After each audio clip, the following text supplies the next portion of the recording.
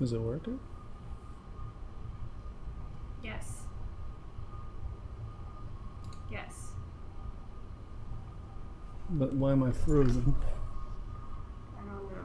You're not frozen on here. I'm not? No. Hello!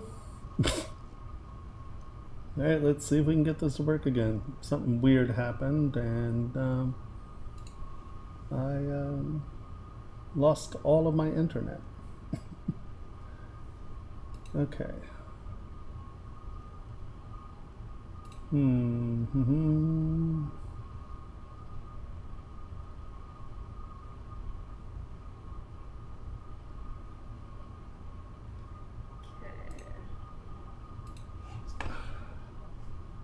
Let's see. Ooh. Well, isn't that something? Hold on. Let's start ZBrush. Tried rebooting everything, but it was actually the system. So, yeah. Or actually the internet. Does anyone know how to get OBS out of full screen mode?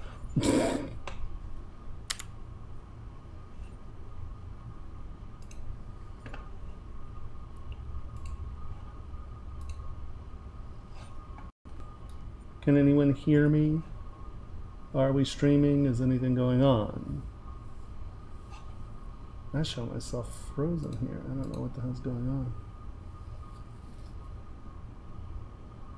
Oh well. Try F11.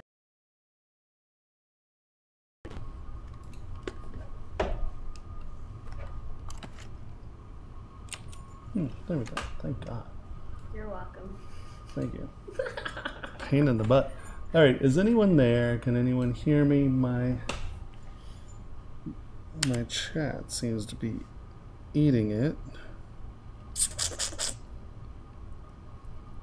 Ooh, YouTube. Excellent. What's that? Okay. Whatever I did last time, your channel is now doing. Good. Am I clear? Is anything going on here? Hey, Carmi, can you hear me? Oh shit, it canceled again. Look. Am I dead?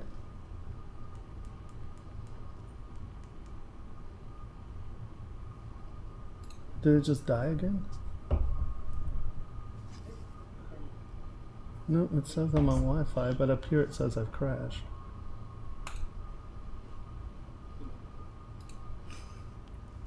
Nope, you're still alive.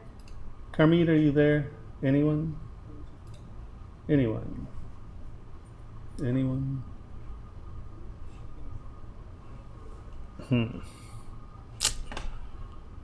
Okay, I am going to assume that we might actually be streaming.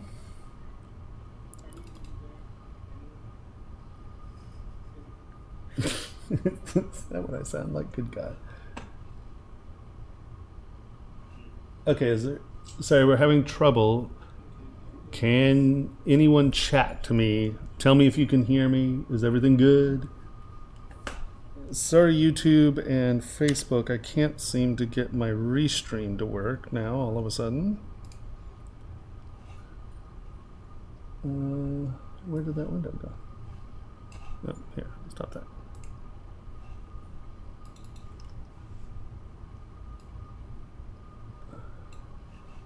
Maybe there aren't people because you didn't start on time? Well, no, it says that there are 25 people, but I don't see anyone chatting. I don't, because the restream chat isn't logging on.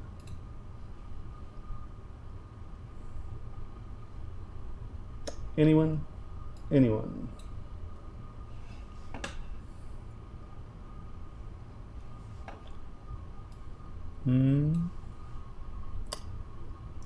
That's me. Okay. Okay. There's one person. So you can hear me, you can see me. But I have... That one person was me as you. No. Seeing if it works. Oh, the resource. Okay. Okay, cool. Yes. At least we have someone. All right. Jesus. People, we're live. Right, but I don't know if YouTube and Facebook are live because I can't. My restream's not logging on. Okay. Here, I'll log on Hello. to Facebook and see. We're working on this one, guys. Sorry, my internet went down, and now things aren't quite working. I mean, like literally, no connection. Internet went dead. So, see, this is what happens. You go away for 3 weeks, and just everything falls apart. Hello, hello. Okay. Yeah, I'm not seeing yet. No, on my channel, we're not streaming live. No, you are. Okay. Twitch is all good. I'm talking Facebook Yeah. and all the others. So this might be a evening without Facebook and YouTube. I'm sorry, guys. I don't know what I did to anything. And like I said, my restream chat is not logging on, so I can't tell if anyone is there. If there is someone on YouTube and or Facebook, sign on to Twitch and tell me if we're actually streaming. I can't seem to get Restream to work. The joys. The joys. So for anyone here, we have 4 people who have actually brought models in. For anyone else here who has a model, there's this ZBrush at TSW address down here. You can upload your models to be critiqued. This is one of my models, sorry. We're going over here, but I think, yeah, seeing this as high detail 3D printing with Sebastian. I'm not on the schedule today. Yes, you are. Oh, that's March 18th. Oh, here, yeah. All right. I am streaming on YouTube. Okay, YouTube and Facebook, I apologize. I can't get restreaming working, so I can't chat with you. If you come over to Twitch, to Pixelogic, twitch.tv/Pixelogic, we can chat. I'm sorry, I don't know what's going on or why this is behaving so poorly. I'm sure it's me.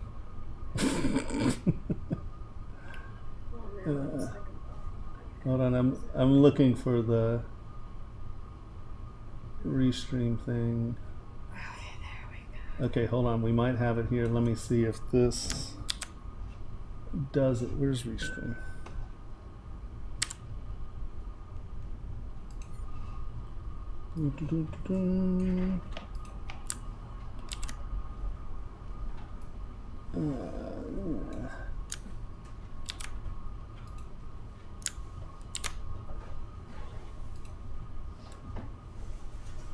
Select all the images with cars. Good God. Okay, hold on. We might have this sorted out finally.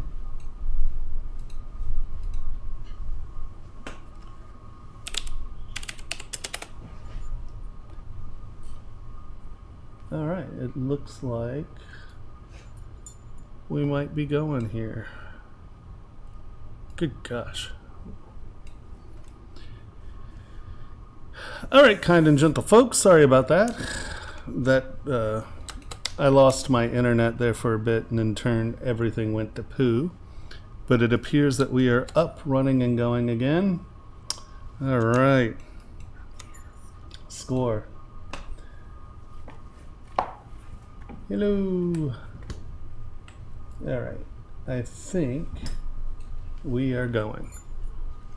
There we go. YouTube and Facebook. Yay, team. We are all together now. All together now. All together now. All right, so for anyone out there who has a model that they want to look at today, right here at the bottom, there's the http://ZBrush/TSW. You can upload a model there at any point. Hopefully this light at the beginning of the tunnel. So now I lost my stylus. There's my stylus.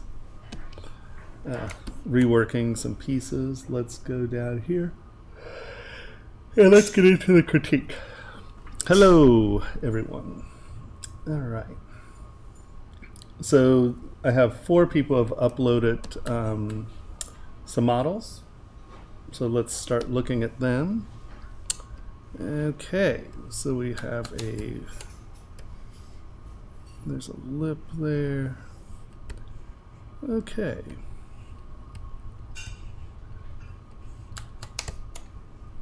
A couple things. First, in the hollowing here,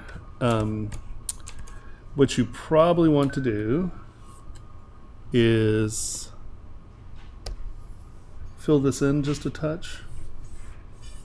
You don't want that little lip right there, because if you have that lip right there, it'll become a mold trap, and with the silicone mold you can get it out, but that becomes a fragile area.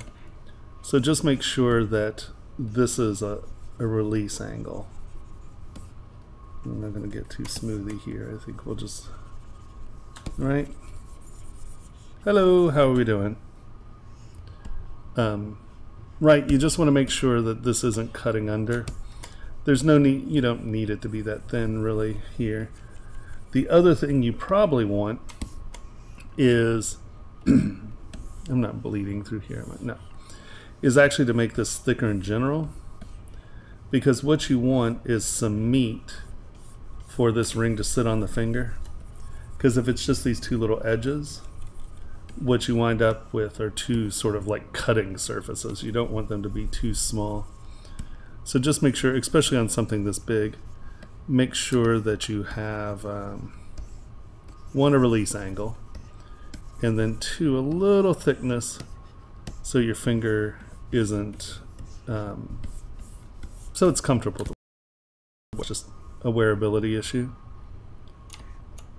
Will this be posted later? Yes, all of them are on Pixelogic Live YouTube channel. They have everything is broken up by presenter, so this will be there. And I think if you go, yeah, to ZBrushLive.com, I think that is the YouTube link, and that's where most of the stuff will be reposted or kept. There's a video archive of all the streams, so yes, they will be broadcast or archived. So this is real important. Keep some thickness here so they're not just blades on your fingers, right?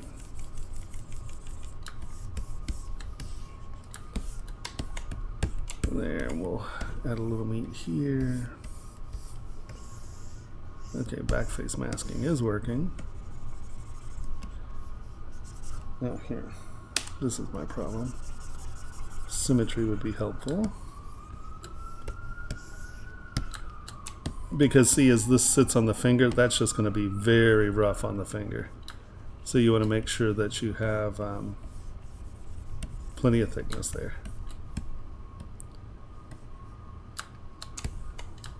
That's a wearability thing.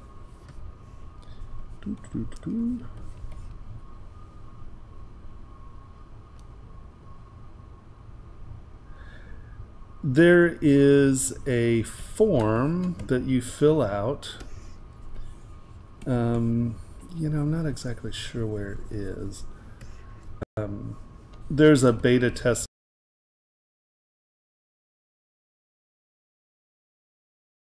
I remember where they post it. If someone at Pixelogic's around, they might have the answer. If not, I can ask and we can put it up. Might even just be a Google search on ZBrush beta testing and like beta tester form, not forum, sorry. Yeah, so you want a little bit of thickness there. Hold on, that was my answer.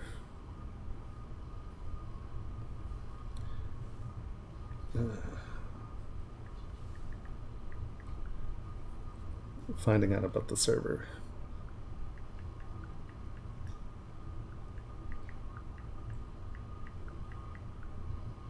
Okay.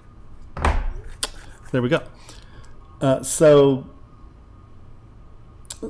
once I get done with this, I'll look and see if I have that link. I know that there is a form that you fill out and request. So for everyone who doesn't know, and I know I repeat this a lot, but it's sort of important or sort of helpful. So you get these moments here. Thank you very much. You get these moments where you can't smooth out these things. 99% of the time it can be solved by this. If you go to smooth brush modifiers and come in here to minimum connected points, take that down to 1, and you come down here and you can see you can smooth out these weird little pinches. Oh, that's a hole. That's not a pinch. Okay. Well, that explains that. All right, let's go back to higher resolution. Hopefully I didn't just smooth all this out for you. Yeah, there's it might have been me. I don't have my little banner bottom there either. Huh, I have to go into OBS and see what's wrong. Normally there's a ZBrush Live banner here. I don't know. I'll have to find it. I'm a mess today, aren't I? All right.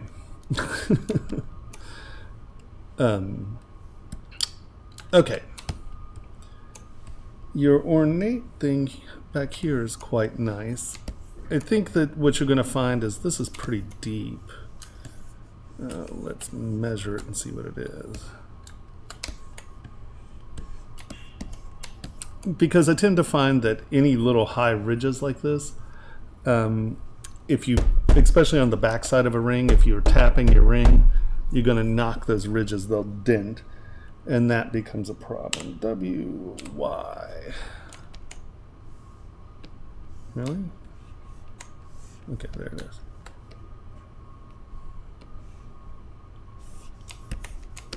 Is this not to scale? Okay. So that's not going to work because this is not to scale.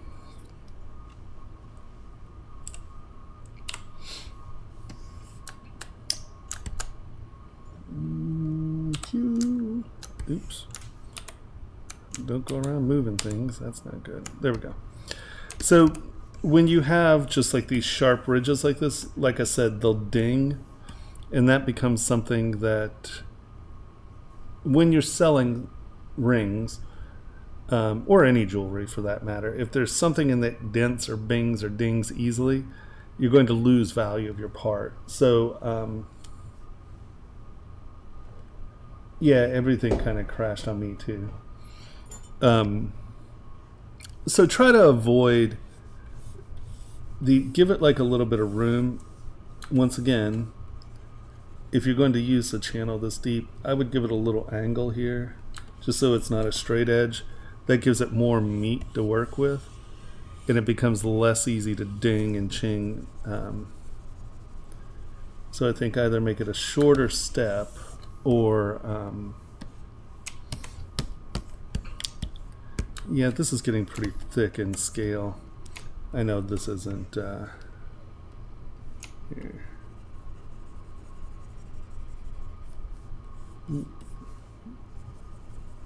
So add thickness there, make sure there's some thickness here so it's wearable.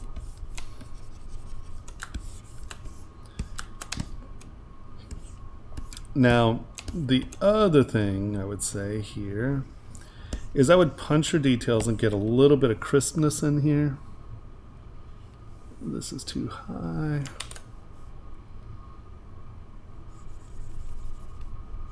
Get a little bit better separate. Is X not on?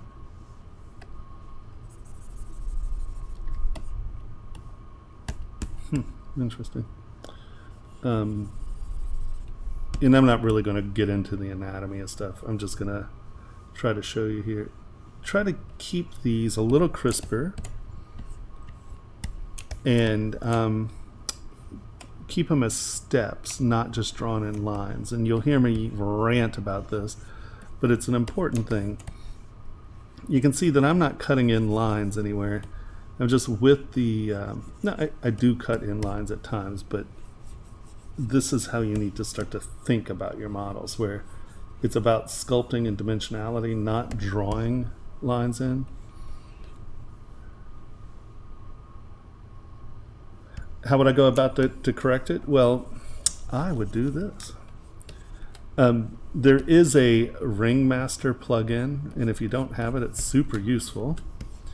But what I did is I took all of my Ringmaster sizes just so they're matching in, and I saved them as ZTLs. This is a mandrel, and this is a ring base. No, I just started. We crashed, and I lost all internet connection, and so it's a little crazy. So I was running a little late on the start, but we're here now. So nope, we're here. Okay, so if you'll notice in Subtool, see how this is size 7. This is a size 7 band. This is a size 7 mandrel. So the mandrel is the interior size. This shader, you mean my material? It's just Mod Dirty Blue. Hold on. Pixel Logic.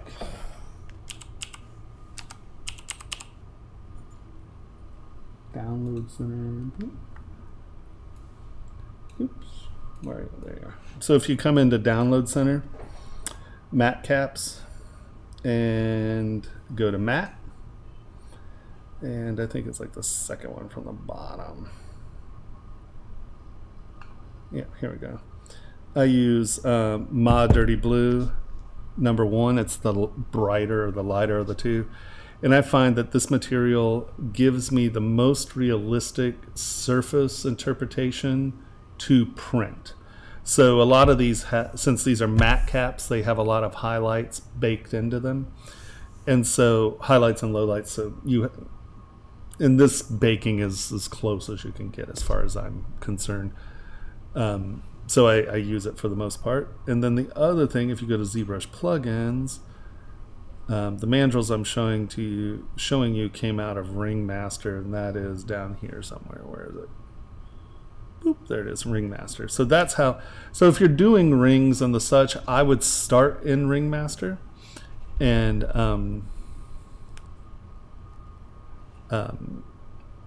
that way you're actually working in scale. But since I have these mandrels separated out for this exact reason, actually, we'll come to here, we will bring append, we will get that mandrel. Which one was it? Doesn't really matter, honestly. Boop, we'll pick a mandrel. Yep. Go to your lion, and we are just gonna straight.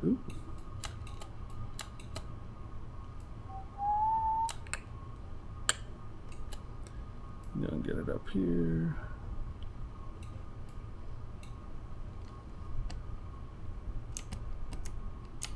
Is there a way to download all of what at once? All of the materials?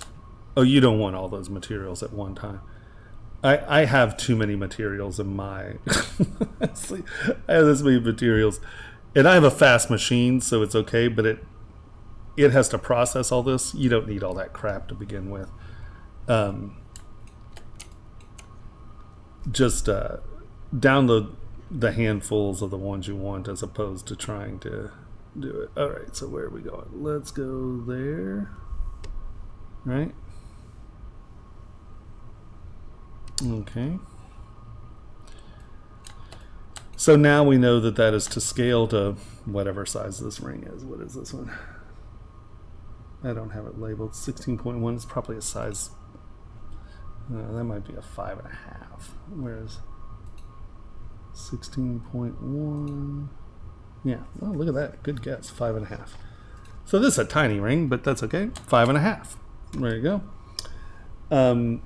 So now that we know that that's that, here, let's go to W and let's go Y and drag this out. Yeah, 2 mils okay. But see, this is Ghost! His red wax army is starting again. So let's take a cut out of this real quick.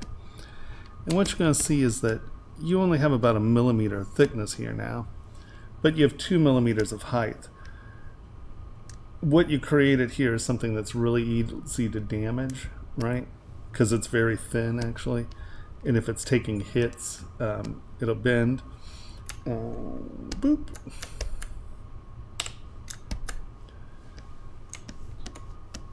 So once again, I would go with this a little less deep and have your ring just a little bit thicker. Now that we're up here, once again, let's go in here. And you can see as I start to just define these forms a touch,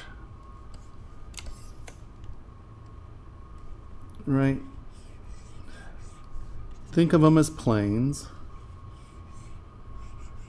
and just start to define your planes. The other thing is create sort of reflective angles. You got to remember that we are sculpting in light. So you want to create interesting angles so you'll get a good light read and reflection, right? So don't draw your lines in, sculpt them in. And like I said, I'm obviously not being too exacting, but trying to give you an idea here. All right.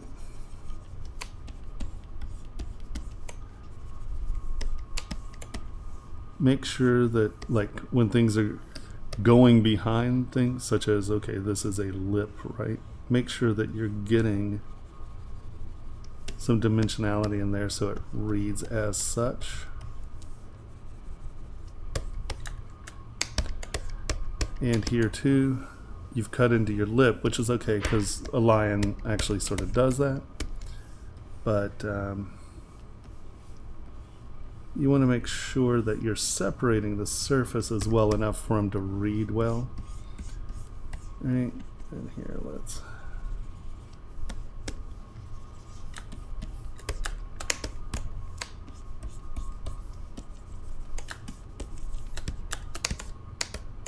and that's getting there, right?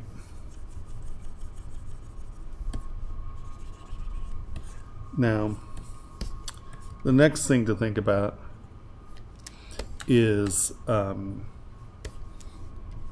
see how, here's a prime example of what I mean by drawing detail on.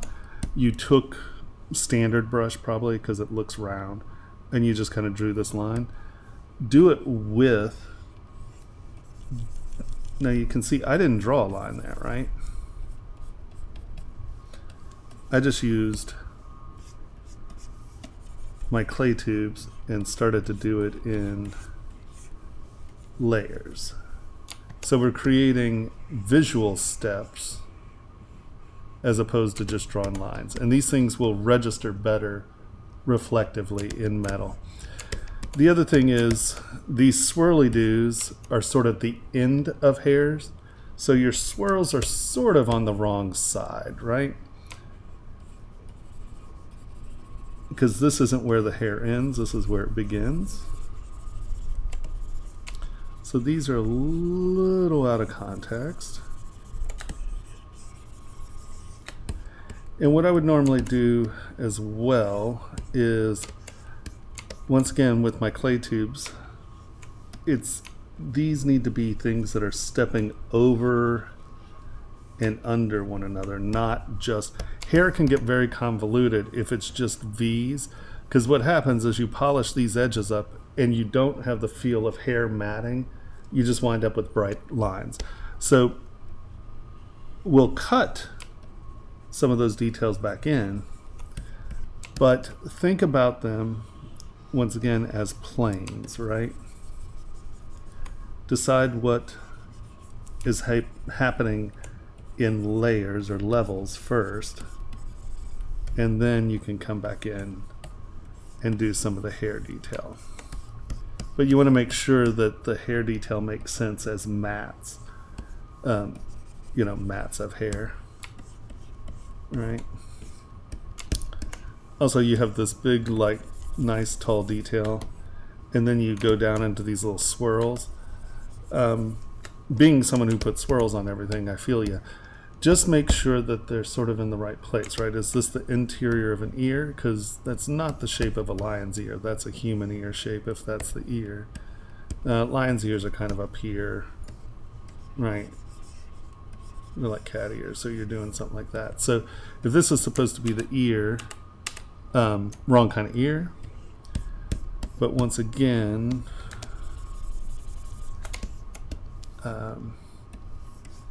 if you think about these things as steps, just block in your layers, right? You can have another one coming out there.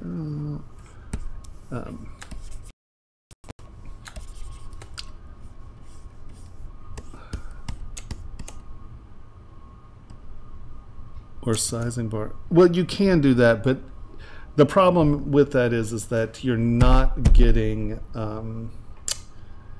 I seriously doubt that most of you know the interior diameters of ring sizes.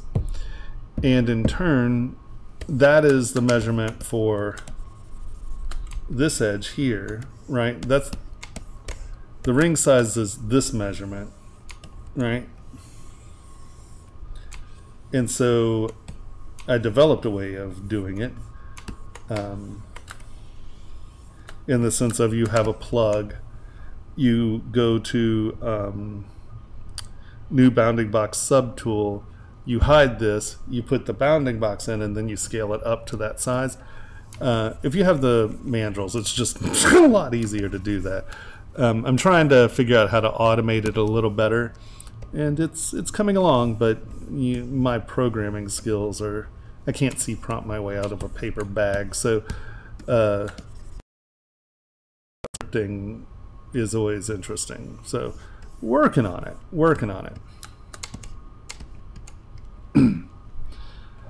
Is that the one with the Wacom tablet?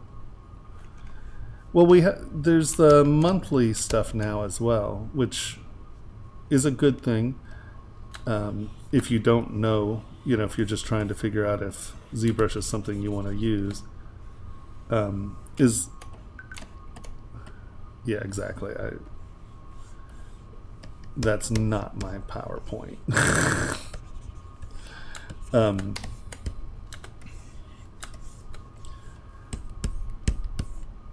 So like I understand that it's difficult. Hair is difficult. But if you're thinking of it as yeah, I think you're trying to make that an ear. I'm not sure. If you go into the Pixelogic site, well, here, let's go to the Pixelogic site. Boop. Store ZBrush subscription. There we go. $39 a month, $179 for 6 months, and $8.95 is you just buy it once and you keep it. I bought ZBrush pushing 14 years ago, and no upgrades and stuff. So the perpetual license is a beautiful thing. But if you're just trying it, oh, excuse me, Honey Hannah, you can do the monthly subscriptions and give it a shot. Yeah. So let's get back to our hair real quick.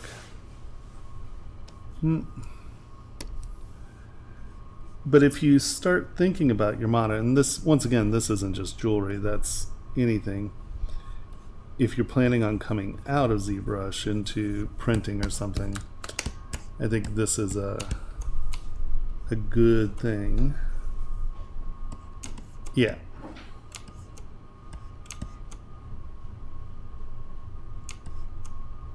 Oh yeah, dolphins are awesome. I love old dolphins.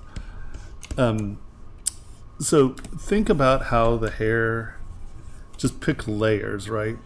And the thing is in all reality, a lot of these hair mats, you should kind of think about like that, as opposed to big S curves, because a lot of the matting kind of winds up being these layers that happen. Right, so kind of think about how your hair is matting, because these little swoops aren't up here unless you're making it very architectural. And even then it seems like the wrong direction for the swoops. Right, come in and define your hair mats a little bit better. And you can see we didn't change it that much. Like I said, you have to rethink the hair. This is, I think this was supposed to be an ear. Here, let me get a plane. We'll just do it on the mandrel. Alright. So when you start thinking about hair, usually what you have is one layer and then a second layer and then the third layer behind it, right? So one, you have your general layer.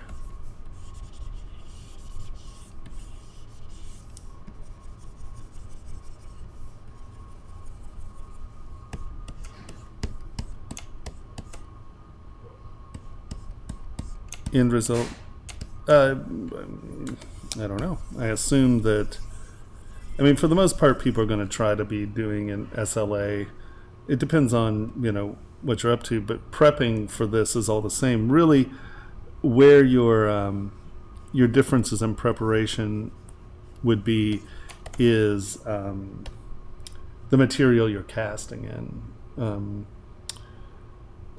Like silver casts very well. It's a very fluid metal, but if you're doing it in steel, it has different requirements. So that's really a discussion with your caster, I think. But any of these models, these should be built to where they're prepared for anything. There's not, at this point, there's really not a big difference.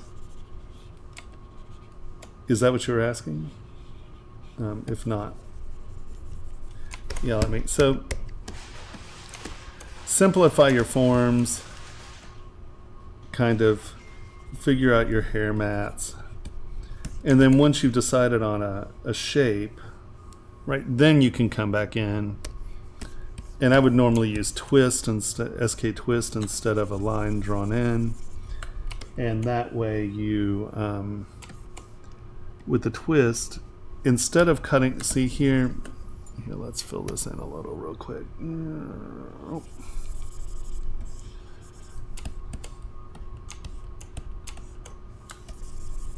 Yeah, they did okay. Instead of using lines cut in, I tend to use SK twist because it does, you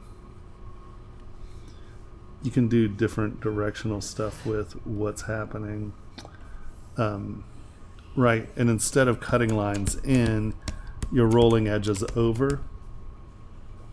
Other direction. And these are picked up much better in printing, because what you have here is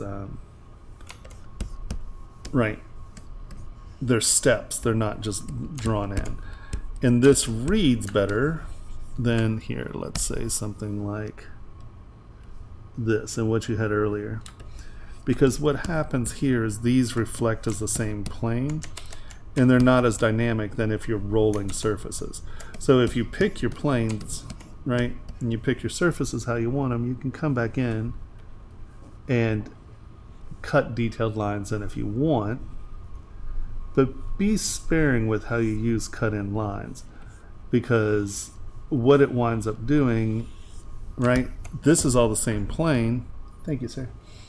These are all the same plane, and so they don't reflect nearly as interesting as these, which are steps. So try not to just sit and draw lines in.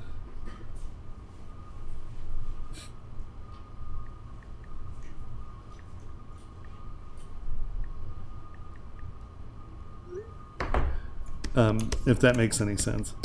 So as you can see from here, let's go back. Come on. Oh yeah. Oh man, if I had had printers when we were kids, I would have lost my mind. I had to hand sculpt all that. So as you can see here, you just have bright steps. This is looking okay, but this is sort of the wrong direction. And these are very sharp compared to anything you have in the face, right? So by coming back to this,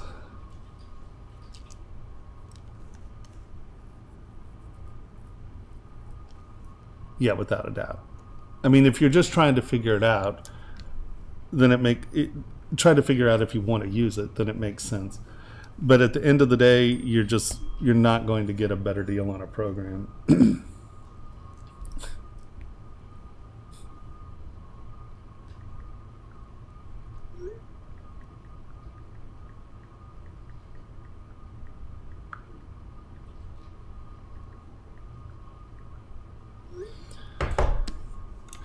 Right, and so what happens is if you just make everything these bright lines on top, they just read very busy. Where if you make it a logical stepping process of the stuff that's in front is actually in front and the stuff that is in back is actually behind, you wind up getting something that reads better. And I did this a little exaggerated, but you can see that I didn't cut any lines in, and by having these change angles, the surfaces change angles, they read better. But if you just cut lines in,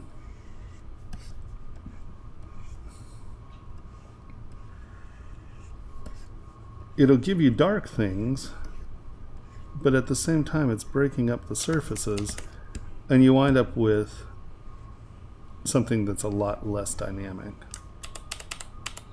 Now there are times when you need to cut lines in.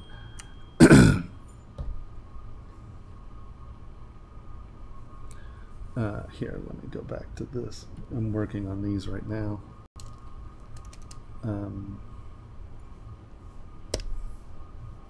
Is this the one I'm working on? Yes. Maybe.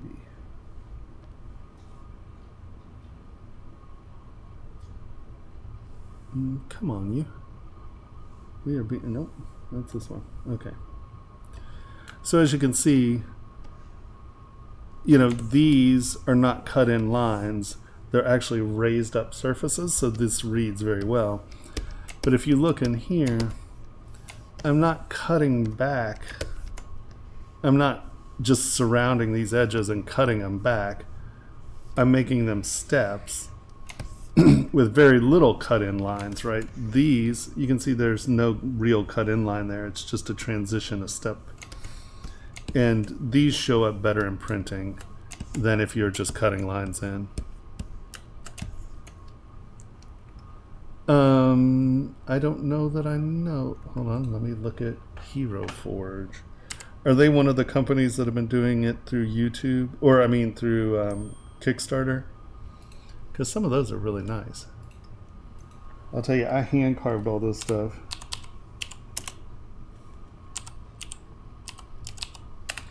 It was one of my,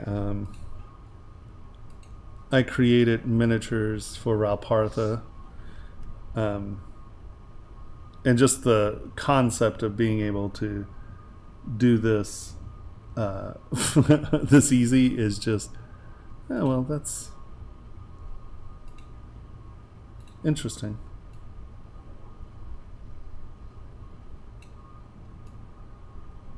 Has anyone seen him in real life? Let's go to Instagram and look at him.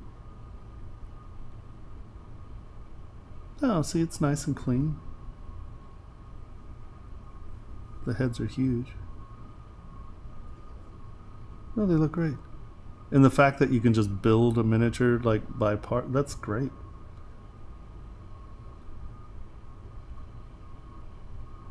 That's cool.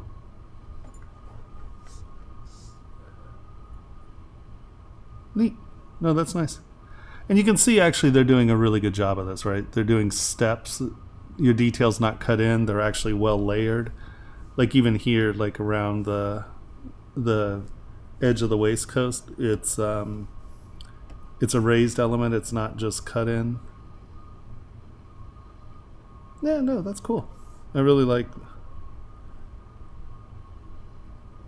Oh, so they'll send you just the files too? Interesting.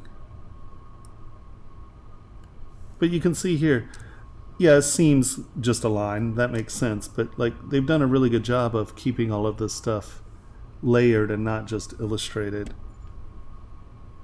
Well, this is nice work. I love that you can just build your own figures. That's cool. Like I said, I had to hand carve them with an epoxy putty in the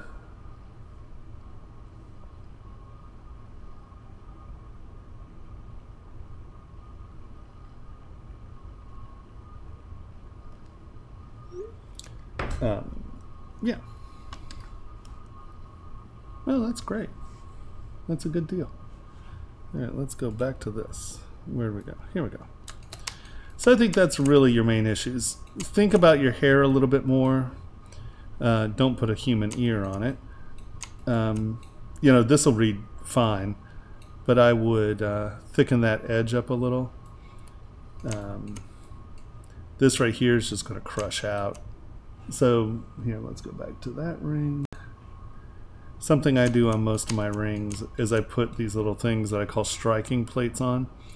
And that way you can have a bunch of detail here, but then this big flat part is what's actually going to take the beating. So just make sure, like, I just started redoing this part of it. This isn't done. I'm sort of styling these for steel. Steel, roughly, if you're doing steps, it needs to be like 3/10 of a millimeter or you start to lose it. And so these are going to be cast in steel. And so I'm reworking these, but you can see that if you bring that down just a touch. So now what you have is what I call a striking plate, and you can see that you have to hammer down quite a bit of metal before you ever get to any detail. And so putting detail on the direct bottom of a part, you're just asking for it to get, that's cool. You're just asking for this to get smashed up. The other thing I would consider is these edges. If you're doing rings, you're going to find that most people these days prefer comfort fit. And what that means, and maybe not a full comfort fit. A full comfort fit is almost a half round here. But knock this edge off because, well, just because, so it's not painful to wear. Right, just give the edge a little bit of taper so it's not painful. They will cut you, right? So hopefully that made some sense. The other thing you're going to have to be careful about is often what you've done here is you created something that actually has teeth, right? And often what you need to do is there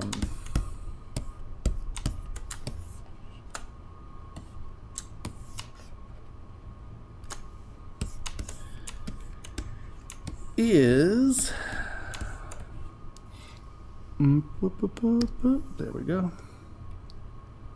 You can have it look sharp in front, but often you want to fill it in the back, just so you're not creating something that is going to draw blood. I created a ring that I warned the people about that it was going to be sharp, and they just insisted on having real things. And she cut her nostril open during the wedding because she was crying and went like this, and it cut this, and she bled all over her wedding dress. It was really a lovely occasion. And they came yelling and screaming back at me, and I had made them sign the piece of paper saying I told them this was a dumb idea. And so luckily it was a dumb idea. But you can see you can kind of get the shape back here.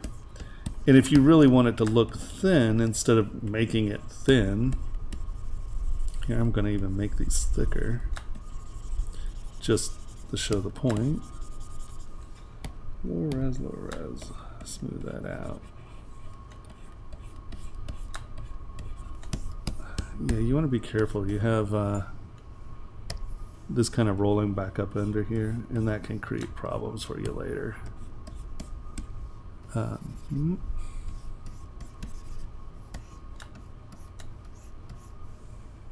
Higher, no!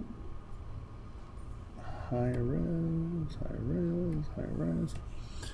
And so what you can do, because you got to figure, I mean, what are these? 2 mil,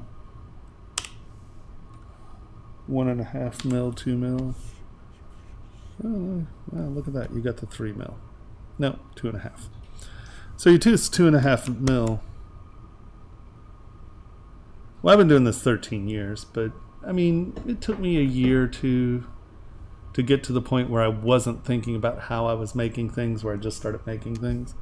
But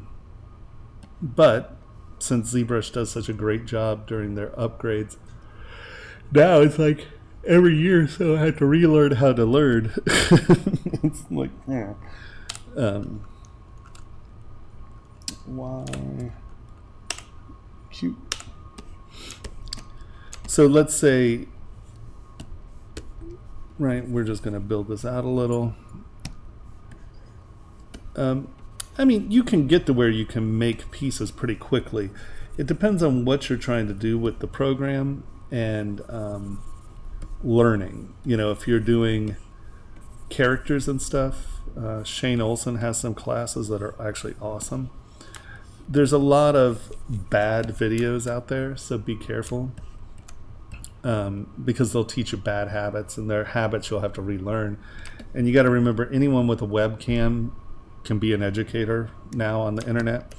Just be careful about that. Try to find a legitimate set of tutorials. ZBrush alone, I mean, on Pixelogic's site, they have a lot of nice beginning tutorials, and then any of us will be able to give you a better, depending on what you want to do, a better idea of where to go to find good tutorials. But there are plenty of good tutorials out there, and this is just sort of an exaggeration of the point. But if you are doing something like this in a piece of jewelry, this is going to read as a sharp edge, but you have a lot of meat behind it, so it's something that isn't fragile. You know, this is just a sweater trap. You know, you're going to destroy a lot of sweaters that way. And, you know, just be careful about how you're doing teeth, claws, and pointy edges of hair. Because if you haven't thought it out real well, and then you get it back, and now all of a sudden you have something that is going to cut your face up or something as you wipe your nose or cry. Or be careful about making weapons. Ugh, sorry guys, I got the yawns. Ooh, that's hot.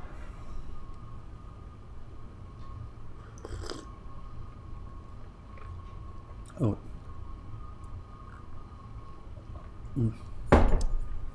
It is sweater trap. And when you have I have some really beautiful Norwegian sweaters, and until you've like trashed an $800 sweater because you have a big piece of jewelry on, let me tell you, it's really annoying.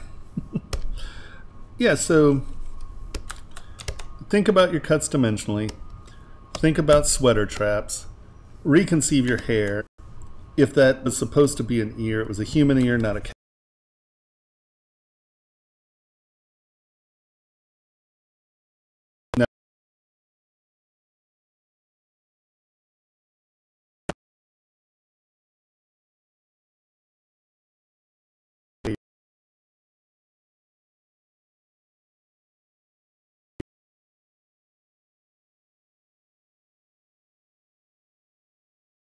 Die.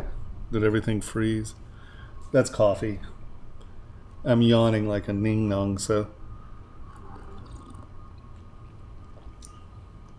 Is it coming back, or is it?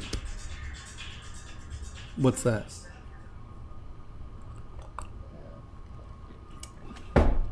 Am I live? Did we just crash? Can people hear me? Because I show that I'm spinning. Yeah, you're. Oh, I'm on? Okay, good God. Why does my Twitch always show that I have no people and I'm spinning? All right. So I think that covers most of the issues with this guy. I mean, we could talk about cat anatomy and stuff like that, but it's stylized. I wouldn't worry too much about it. All right, let us jump to the next one. This has lots of pieces. Oh, alrighty. So a couple things here. Let's see. Obviously, your feathers are sort of the same individual parts, and what that does is it creates monotony. Let's see, which ones are these?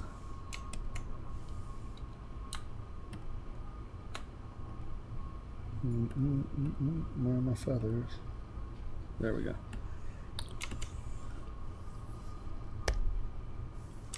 All right. So if you're doing it this way, I would come back in afterwards and just start to move these around just a touch. That's too much. Just move these around just a touch so they don't look like it's the same part, right? Raise an edge, give it a little bit of a swoop, give it a poke, move it around, if that makes any sense.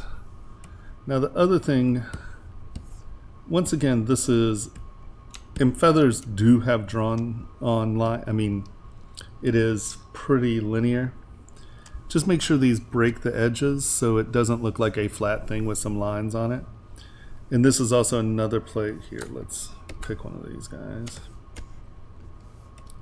This is another place I would think about being a little bit more, think about being sculptural, not illustrative or as an illustration. Here, let's take this, make it really big. And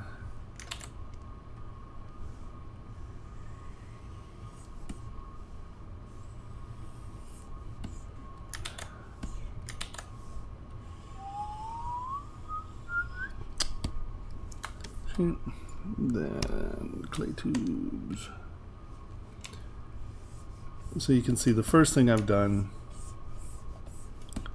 is broken up this surface so it's not just flat, so you have quite a bit of motion and transitional form, right?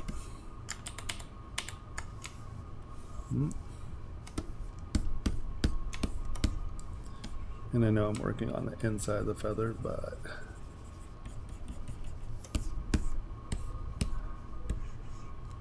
and you'll see that even with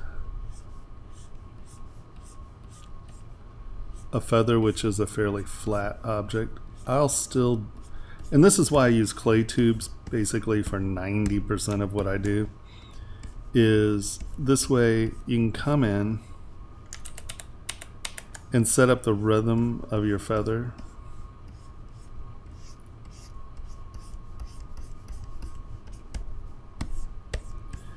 Like I said, I will primarily sculpt detail in, because when you start getting smaller, and you got to remember these are going to be tiny, this stuff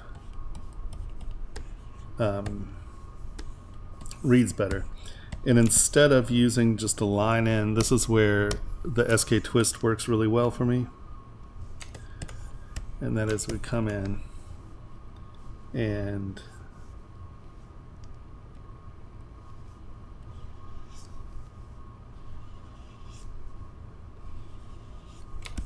you'll see how I'm rolling over that edge. And this is kind of feathers sort of zipper together. And you can see that this becomes a much more interesting surface. And then, right, I'm creating that over and oop. Make sure your directions go the right way. And then usually I'll come back in with SK fill or clay fill and just fill up that lip a little, especially in something like this. We'll just fill up that lip a bit. And now you can come in and you can throw some lines on this sucker.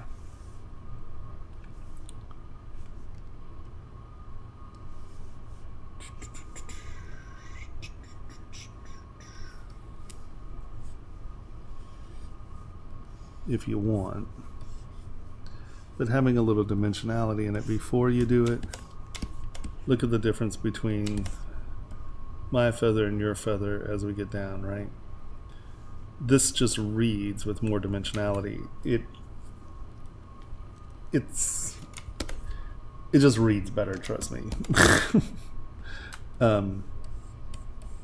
So think about, once again, sculpting detail in instead of just drawing it in, because especially here where it's all the same form, it's all the same rhythm, and that becomes really obvious and it can become very monotonous. So what your brain starts to do is just kind of tune it out. Honestly, it's just sort of like meh. You're white noising it.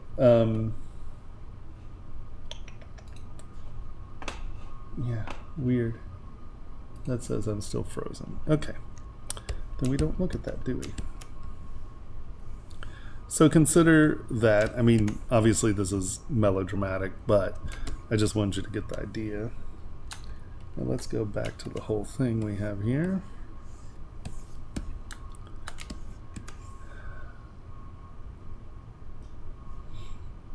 Okay, a couple things. Is this supposed to be like a samurai nose mask? Or, let's see what we have here. Nope, just that. It's the only one I want.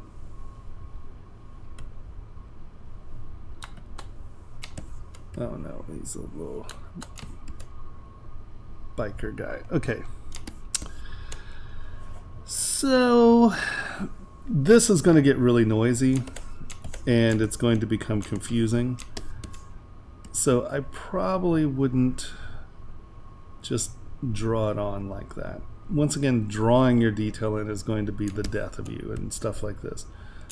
And get your Celtic knotty thing. It's okay. I think it's going to wind up being a little too small. So if you really want the detail, maybe think of it in context of,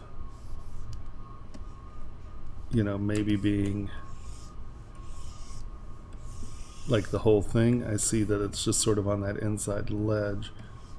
But I think that, and once again, I get the half rounds, but especially when you're getting tiny, if you're doing something, instead of making it half round, you give it sort of a flat plane. It's going to reflect light much better for you, especially, you know, I mean, this is, you know, a fraction of a millimeter. So remember to look at it from back here. You can see it just becomes chatter. So make sure to measure your details and know that they're going to show up. Boop.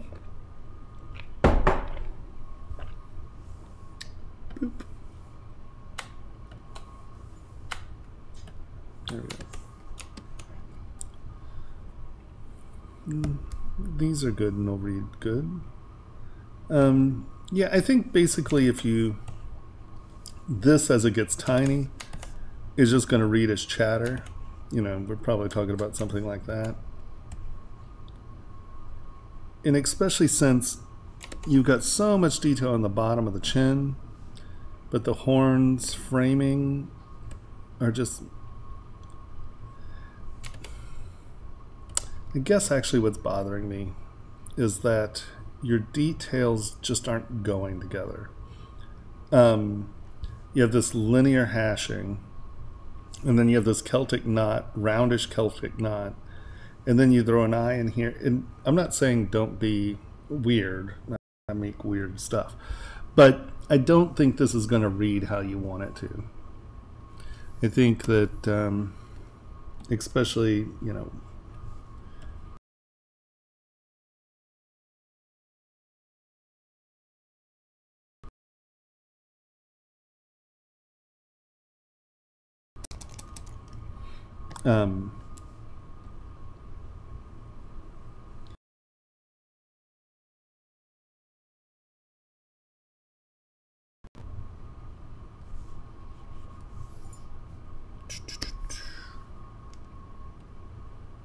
you sort of have this nice architectural element going on there. I might try to replicate something like that, where instead of this becoming hash marks, right,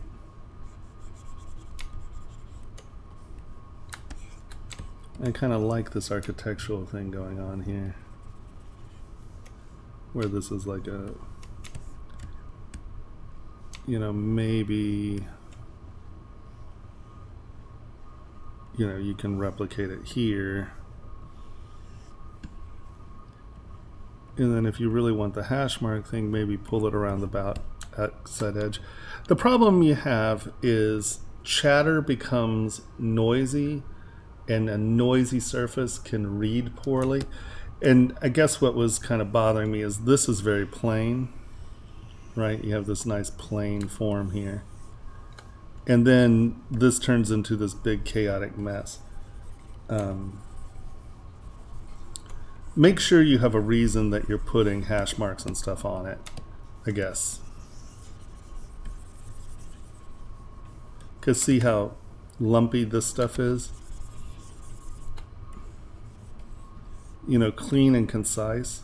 Because once again, what you got to remember is that you're looking at this from, you know, like this size. So just make sure that when you're putting stuff in that are breaking the surfaces up, such as the face here, right? I mean, once again, the problem is that this is cut back and into the surface of the bone, where if you're doing the same thing, come on, let's go back out here. Boom. You're doing the same thing and you're doing it on top of the surface, you're not breaking the surface of this horn, bone, faceplate, whatever, right? And so you always have this one singular reflective surface behind it, and that will give you a better detail set and read better. Here, let's go back.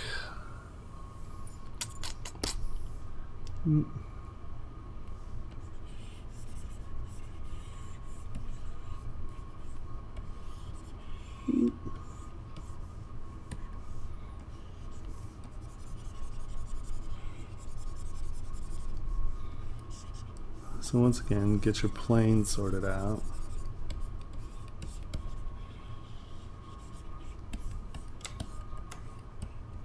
And then if you come back in and do this,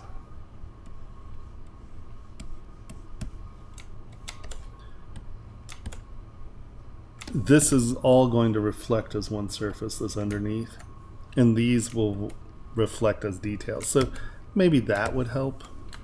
There's just, I just think that bottom jaw is just going to get way too noisy, and I don't think it's going to do what you think you want it to do. Let's put it that way. Also, once again, if things are going under things, make sure they do go under. Your mind reads these plane changes and it notices when they're not right. So make sure that things that are going under one another are going under, and you can punch that up. Oops.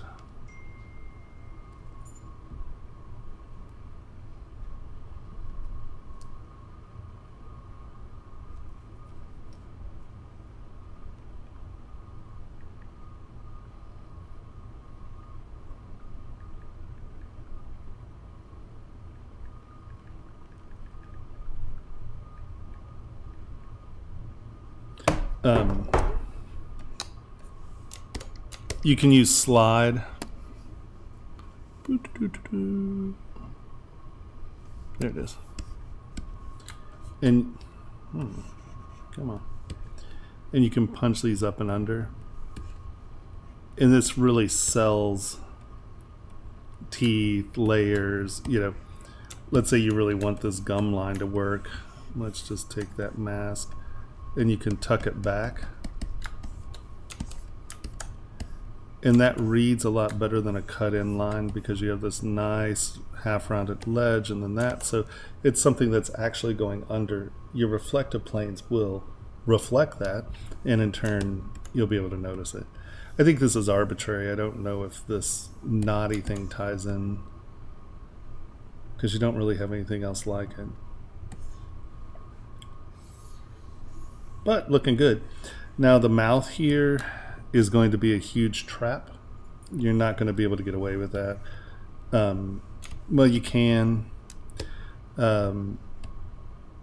What you probably are going to have to do is boolean this backspace out so the material can be removed from the back, because that's just going to be a huge mold trap if you plan to. Well, you can't get away with that if you plan to mold it and produce them.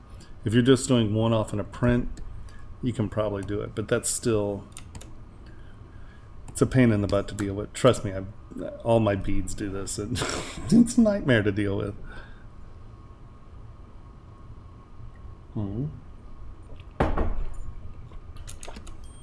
But all in all, I'm getting there. Really.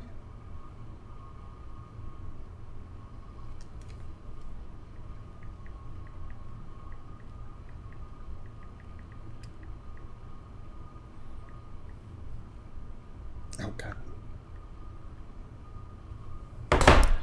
Okay, so definitely get some separation in your feathers. Doesn't look like you really worked on the band too much. Be careful about your bands being too thick, because, do I have something here? I do not. I thought I had a couple rings here. What you have to remember is that the bottom of a ring is here. So the width of this, the width of the band really makes a big difference on the bottom of the ring. So you want to be careful, because if it's too thick, I mean, look at the difference in that space compared to the difference in that space, right? If it's too thick, it'll cut into both edges of the ring of the finger, and they become hard to wear. So another thing you might want to consider doing is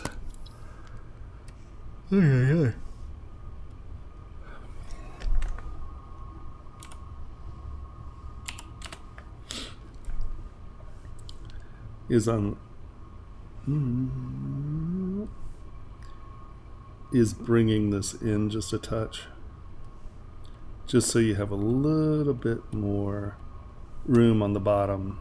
And once again, knock your sharp edges off. There's no point in doing that anymore. But looking good. All right, what do we have here? Oh, we have this guy again.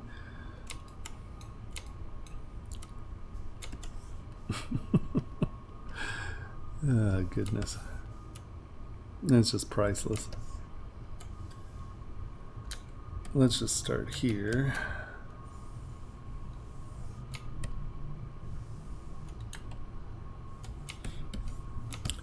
I would say once again,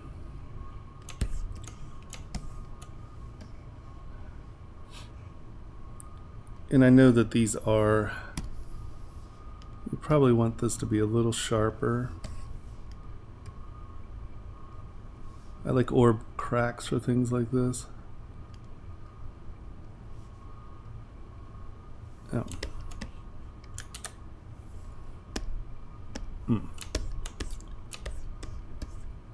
Yes. Orb cracks is good for this,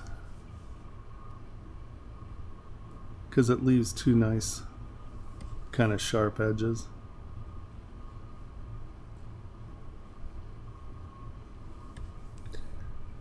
But if you're going to have these things be cracks, make them cracks.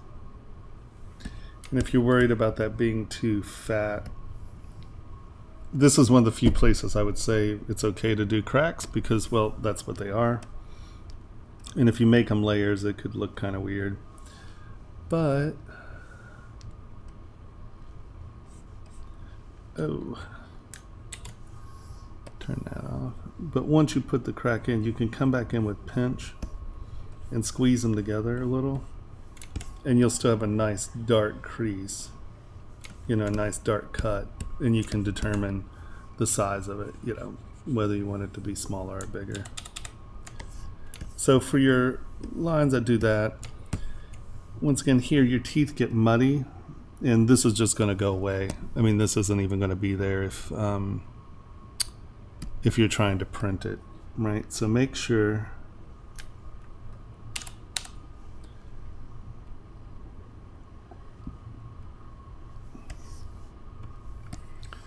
that's a little thin. Make sure that you're getting some of this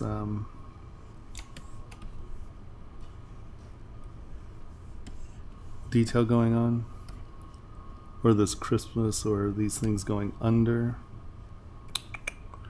And here again, take slide.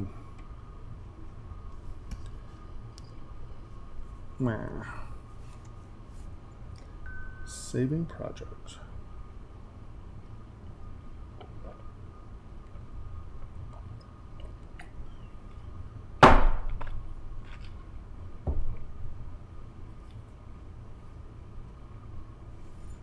Come on, you, oh, have a lot of things open. But see, like in here, you got to be careful.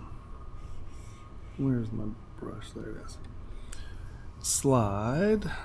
Turn that off, and you can take these and just tuck them up under, and your brain really does register the difference between just a line drawn in and a line tucked in. Here I would come in and make this, oh, let's slide.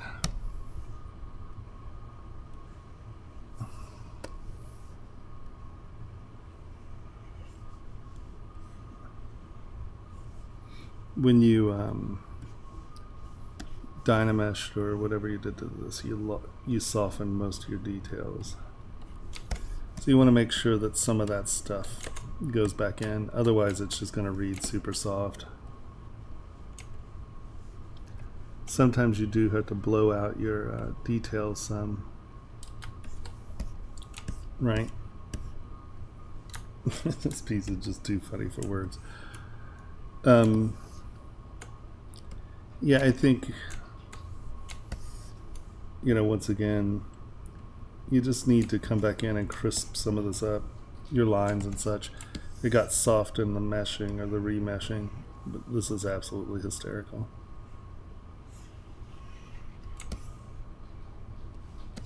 I like your jaws to the rattlesnakes. Once again, the rattles,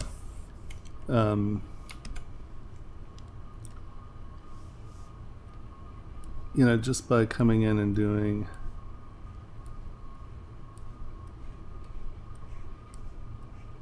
you know, where it's not just lines, but where you're kind of trying to define the forms a little more.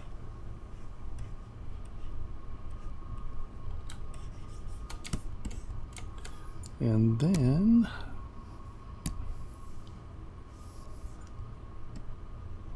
if you're making, so see, we've cut the lines in, but I would come back in and sort of define these edges this way. And so what that's going to do is it gives you, one, a nice reflective surface, and two, it changes the angles of those reflections so they don't just look boring and smooth.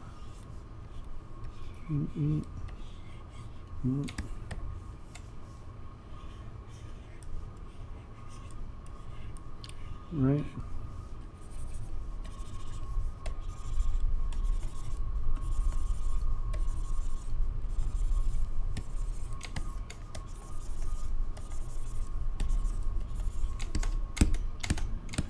And so here we drop this down, and here let's pick up like boop. See how this gives you that ridge of reflective surfaces this way? It allows that light to play off those surfaces differently. Because see how much difference we have here compared to these? That's okay.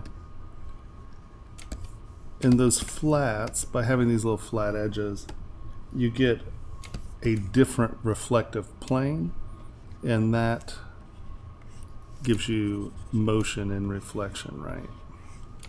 Because it'll reflect off the surface, then it'll reflect off the surface, and then that, as opposed to just a nice smooth form.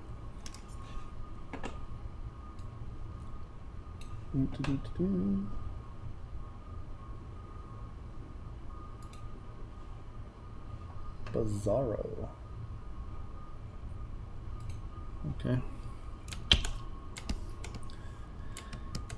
And yeah, these are always tough. It's like trying to retain the stuff. Does it become busy or does it not? Bump.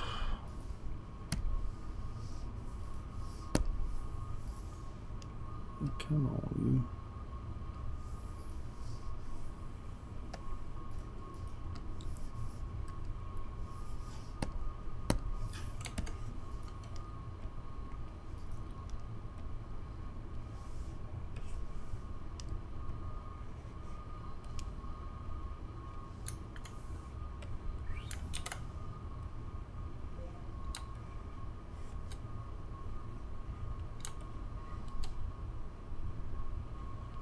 And I mean, I'm just picking one side here, but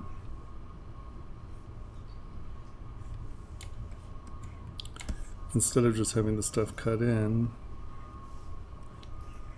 right, take SK fill.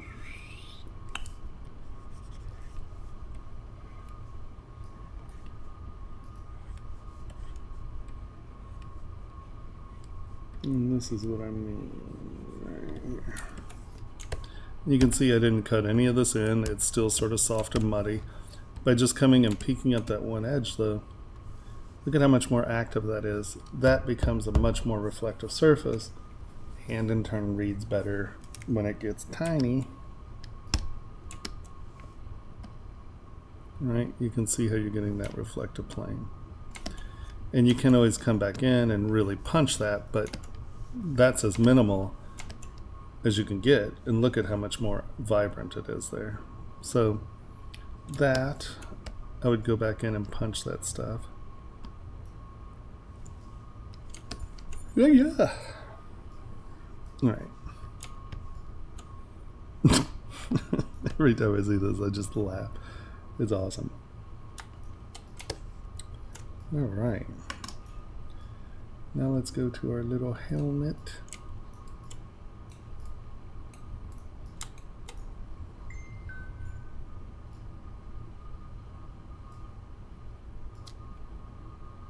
Oh, I'm being told chat is not working.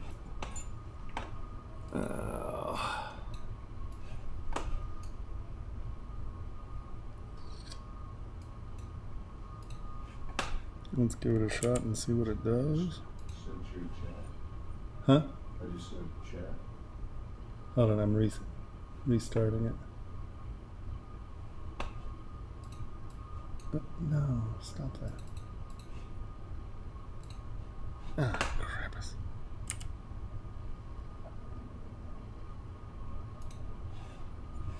Where'd it go? Oh, it's up here now.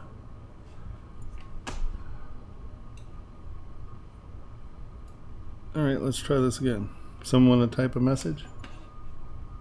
See if chat's working? Put a message in. When? Just now? Yeah.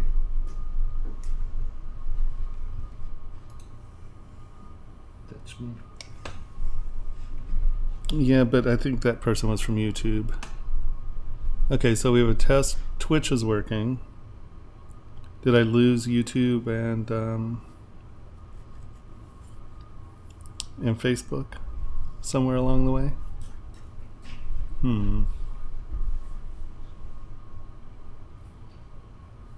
Anyone on Facebook or YouTube want to send me a chat just to make sure?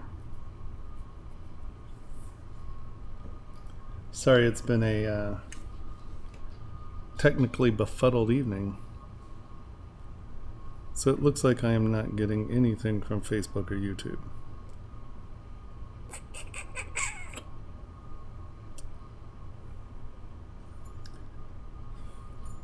This is my life.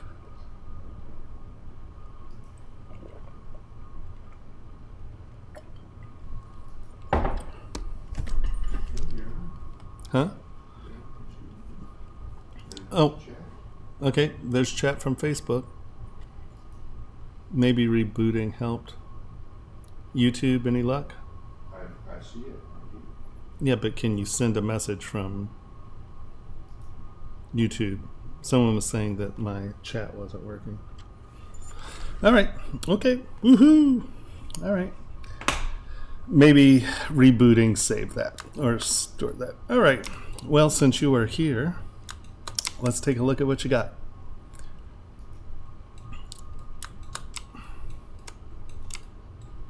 That's great. Yay. We are there. So your forms are great. You know, I mean, it looks good. I think that once again, though, think in layers, not drawn on. Is there? Yeah, sorry. I don't. My internet died completely earlier, so it could very well be on my side. I apologize to everyone. And so, I mean, even in things like this, instead of just drawing that line there, and once again, I'm not being too picky here, either push it in,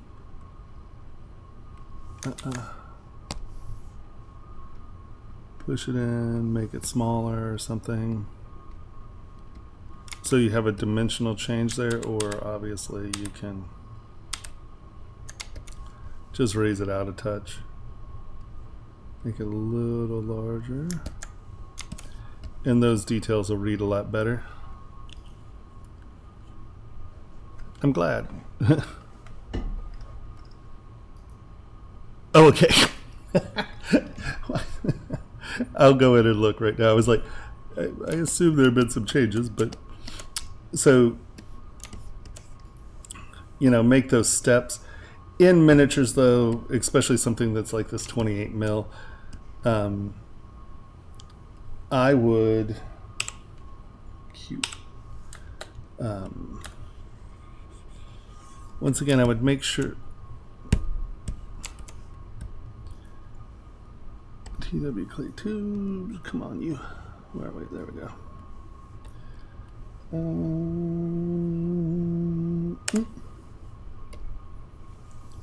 There we go.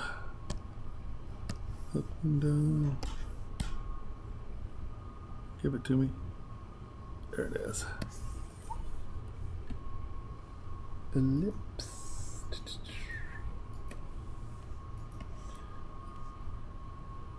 Right. I would do something that had a slightly, sorry, I'm changing the size of your guy here, but I think this will,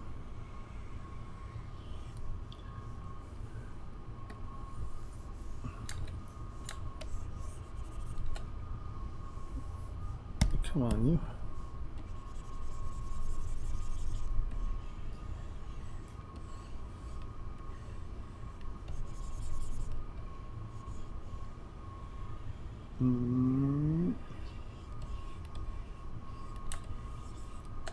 Why is that smoothing weird? What the hell?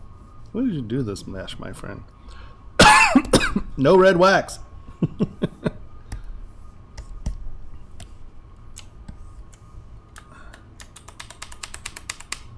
We're gonna take all that back because I don't know. You guys and your dynameshing and all this just making me crazy. Why? Oh.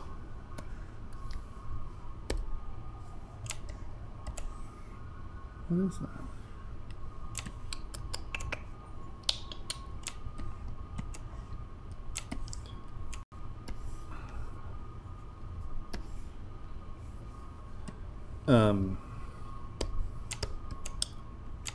You know, you kind of have it going on here. I just think that if you have this boosted up some, I would say out for something like this one.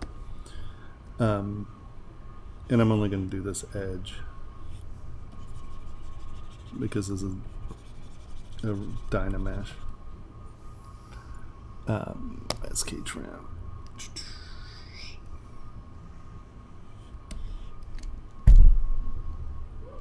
Oh. Wait, why is that doing that? But if you make this a step up a little, and then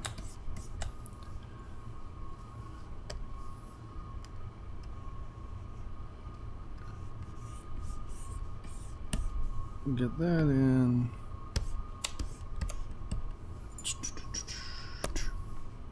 where this just becomes a slight bevel or a slight raise, and what you're going to get is a slightly more complex ring around that, and it's going to reflect light a little better.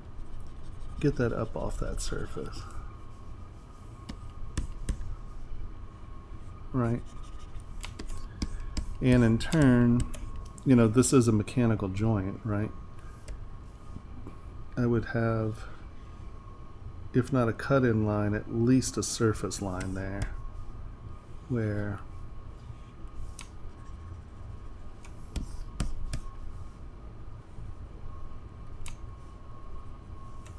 you have a wee bit of separation here, you know, because this is going to read soft. These edges are going to start to read soft on you. Planer, come back in and just kind of cut that separation in there. And you can see you don't have to draw a line, but having a definitive edge there I think is going to help. And once again, I would do it here too. Just, oops, I got the wrong plane on you. But where this is a crisper edge by a little, unless you want it to be soft. But I think that that's going to read better in a model, because just by crisping that up a touch, oh, it wasn't symmetrical. Sorry. Right. Because you got to remember you're dealing with 28 mil. I think that that's going to be a little bit more helpful. Here, once again, I know that this is just a little line, but I would still consider doing it as a level change instead of just like a little crease line.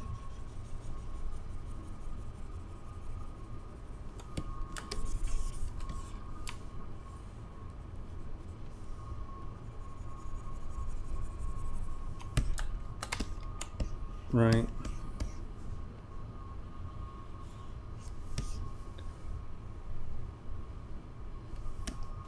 Hmm.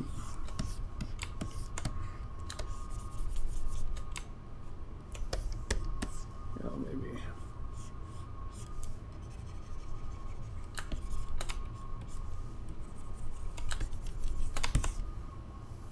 Come on.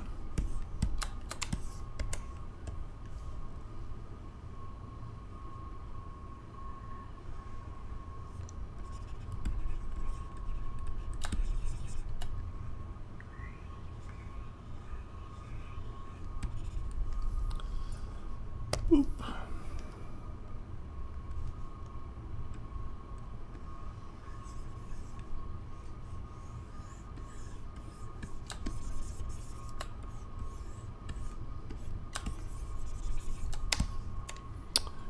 All right, where'd you go?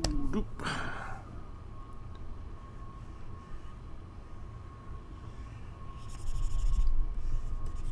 I know there were two little vents in there, but I don't have time to fuddle futz with every little surface.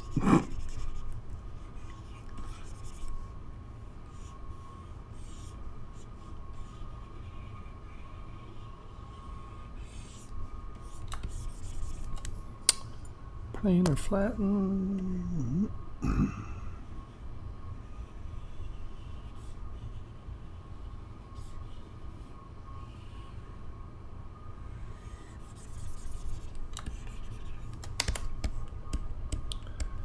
But once again, making these little steps instead of lines. What is that window on the left? Oh, this? This is Lazy Nezumi. I was drawing a circle here, and then so Lazy Nezumi is a guide program. Ellipse, so I can take this, put this in the center, kind of get it to where I want it. Oop, wrong button. Boop. And then one of the lovely things that you can't do in ZBrush easily is draw circles on surfaces. Well, with Lazy Nezumi you can. Ta-da!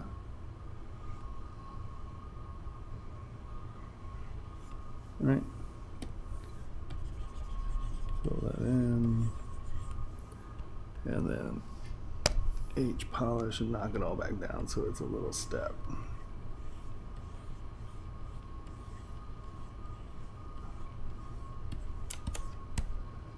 But you see what I mean? That reads just better. And especially if you're dealing with something as small as miniatures. Be careful about drawing your lines on. Make sure they're dimensional. SK trim. Well, H polish will do for now. And if, you know, you're like, oh, well, that was a sliding guide or something like that.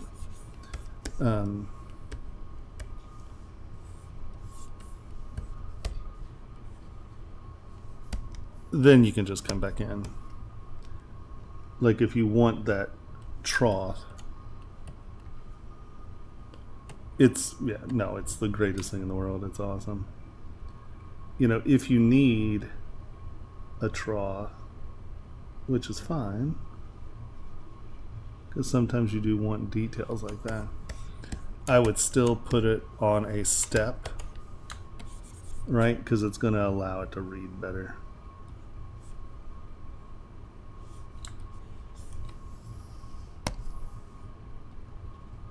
I want to hear anything from hard model surfaces. Hard surface model.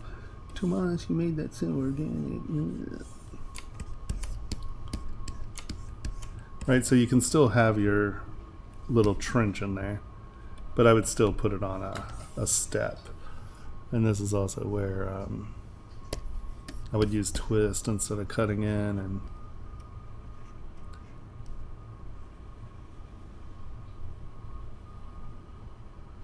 right, because you're not just drawing a line, you're creating a level. Shloop.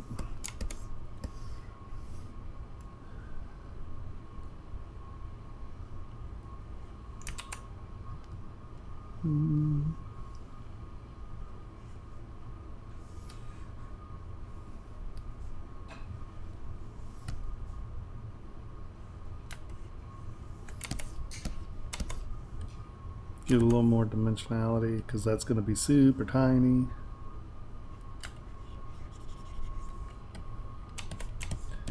Once again, here I would probably have just make it a little step. Anytime you're doing these little architectural elements, right? Make sure to do them as steps because they'll read. And honestly, I would do them as an angled step. And what that does is it allows it to be this lip right here. I use SK Twist as an edge tool. So instead of drawing a line in on something, come on. Instead of drawing a line like this, right? This is one reflective surface. I say this a lot. I've used this SK Twist tool, and I'll do this, and then I'll come back in, polish this down,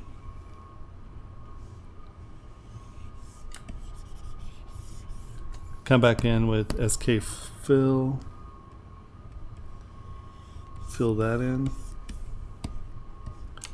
And this becomes a much more dynamic step than just cutting a line in. Because a line, see, they reflect as the same surface, it's just a line. We'll see how this has a bright edge and this is reflecting differently. So these read better than just lines. They look like steps. Steps read better. Come on. You can do it. There you go. And so instead of just doing a cut-in line right here, I did twist. So we have this kind of silhouette that rolls like that. And that becomes a bright edge that reflects from a bunch of different angles, where if it's just a cut-in line, you're only going to get the one angle of reflection.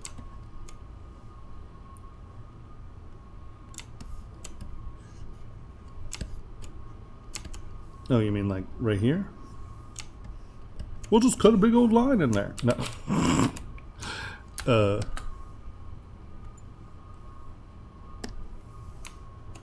Let's see.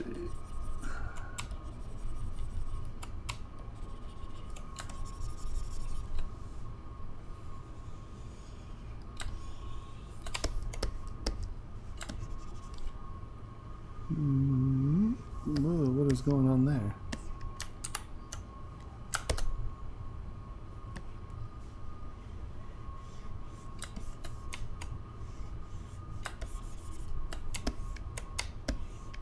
Come on. That was a little annoying. I mean, you know, just having it cut in isn't bad.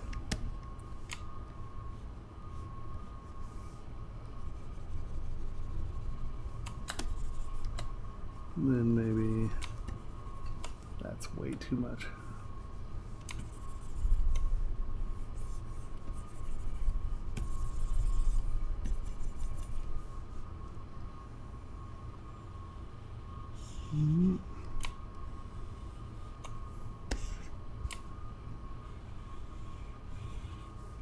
Once again, sort of make the angle different there. And that cut back at the end. Boop.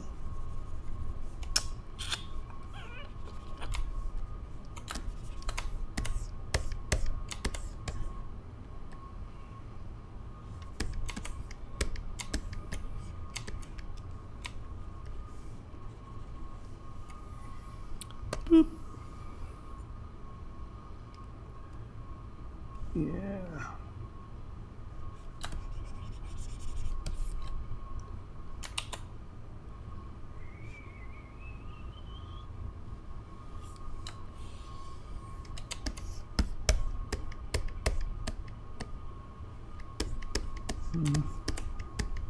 Maybe some sort of little panel there or something, just so you have a tie-in.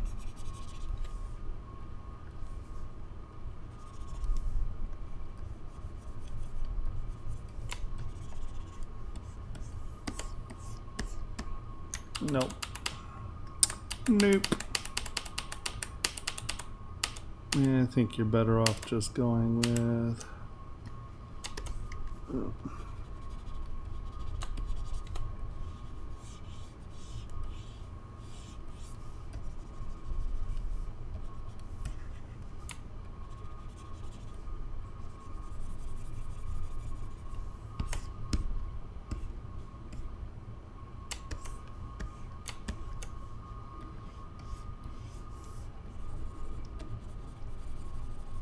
Womp.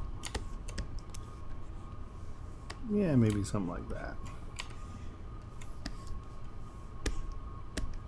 Like I would have this facing a different direction a little, so you know it's obvious that this is behind this.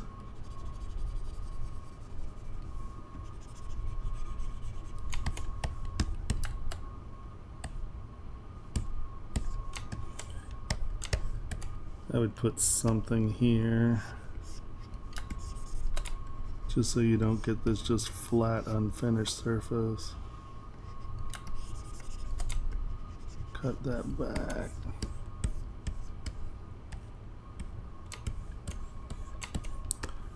Because any surface that flat could become boring.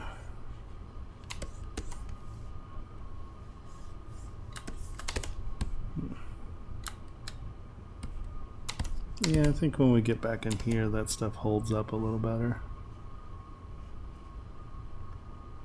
You see what I mean? See how you're getting a good shadow here compared to that? That edge becomes bright.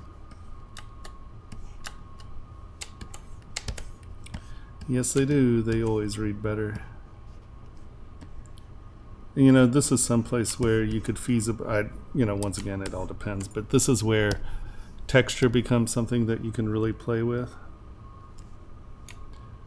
Whenever you have big flat definition stuff, or a bunch of flat planes, you know, think of a texture breakup. I mean, that may not be the answer, but you know, that really helps punch some of that stuff. Yeah, I think the plume,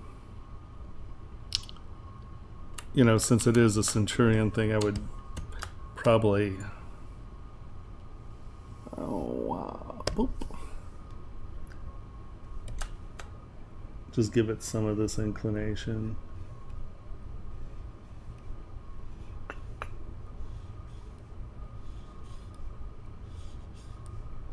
Just kind of, you know, you're sticking with your sort of pseudo-traditional motif.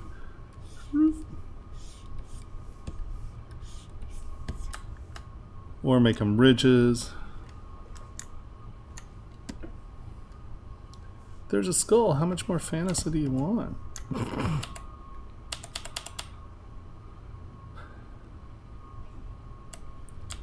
mean, flat designs are okay. You know, it could be the twist where these become steps, feasibly, you know.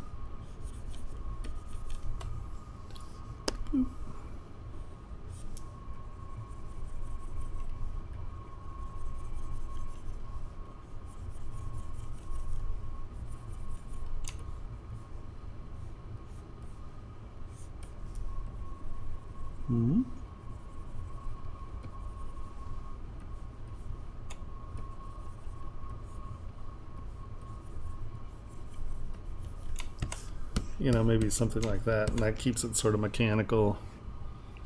I'd play with it and just see which one works better.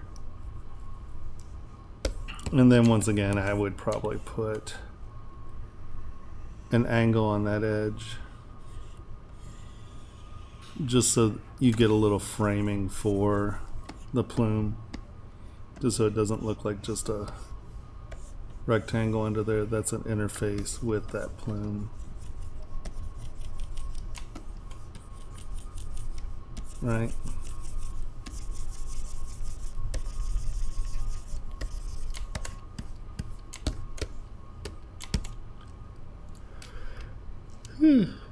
Sorry, guys. Yeah, something in that vein, probably. If we're going to do it, I'd definitely do it in this direction, so these reflective edges are facing front.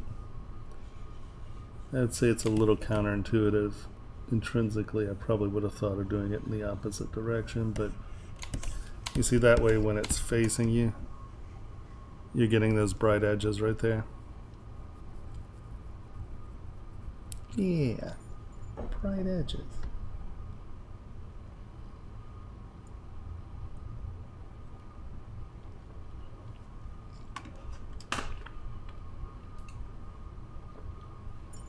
Wait,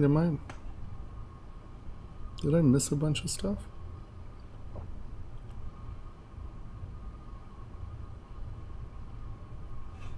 I'm getting different messages over here. Or am I completely hallucinating? Did someone ask something about 2019 menus? Yeah. When was that? It's a long time ago.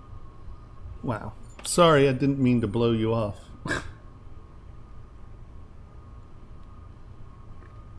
I wasn't I wasn't getting. I think it's just because I lost. upgrade. Yeah, the cut. Your interface, depending on when you made your user interface, sometimes it dumps stuff. It also depends on what interface it was, because some of these things have changed completely how they think. So they're not even really the same tools, but they're reconceived, I guess.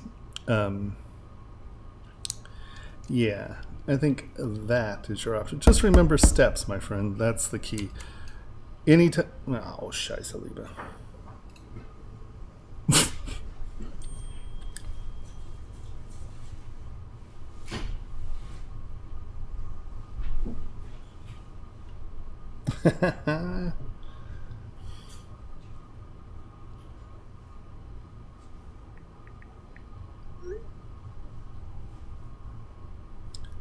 Right, that's how white goes. Are we back?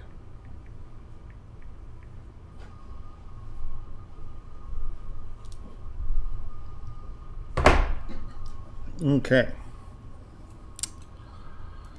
I think that's that. I think you're going to have a hard time selling that skull at this scale, honestly. That's going to be a tricky one. Yeah, twist and fill. So we'll go over that again. Come in, twist, come in, twist, come in, twist, come in, twist. And that gives you that lip, right? Well,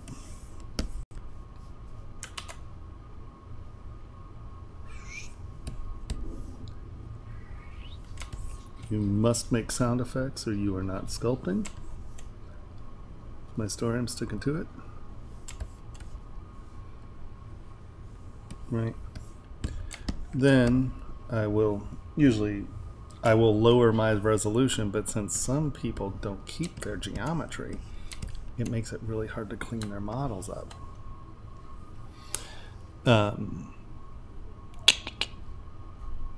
Where is it? Come in, knock this edge down. So you're going behind that. And if you had kept your geometry, all you have to do is lower your resolution and touch this, but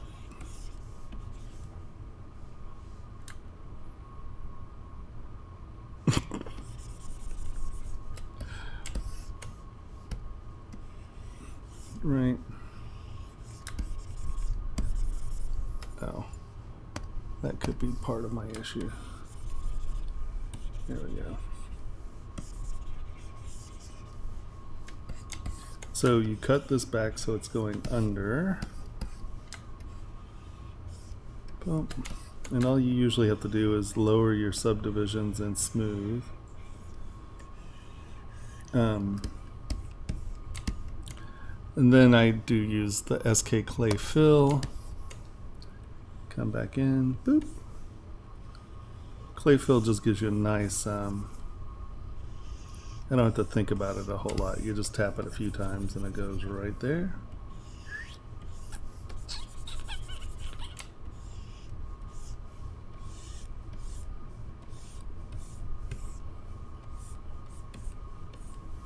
And then since you have these steps, I tend to want to accent them, and I will come in and put something in at an angle, right?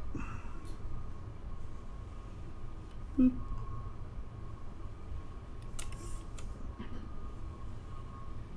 Boop.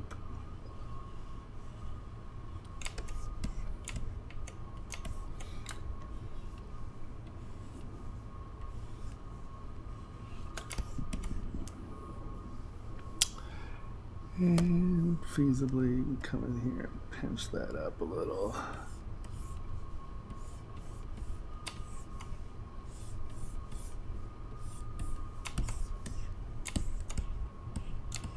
Right, you can see how that becomes a much more active surface, especially when it's small.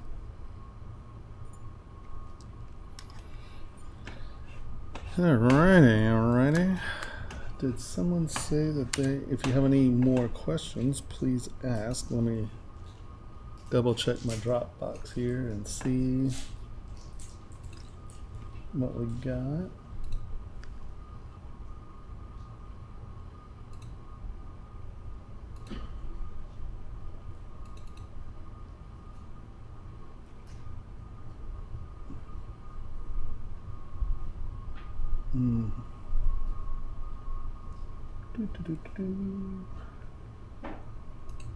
Download. Boop.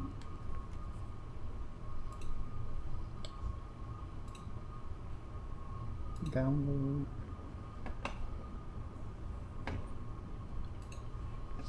Okay. Yeah, do and see see how it's working, because I'll tell you, once again, I think you're going to be happier with the results. Let's go here.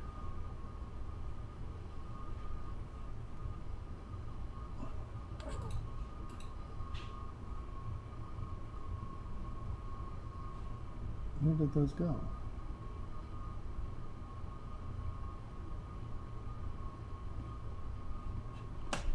Grr, that's frustrating. Come on, you.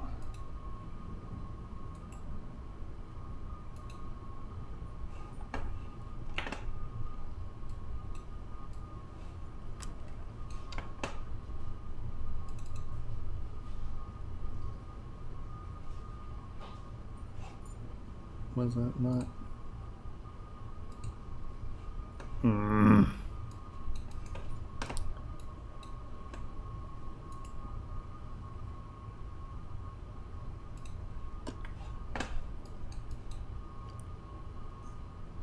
Am I still there?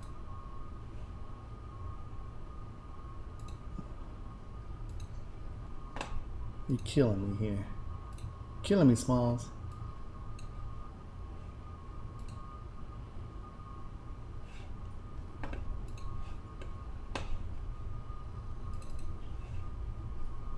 Is that working? You can, there we go. Holy Hannah. There's Collie, my girl.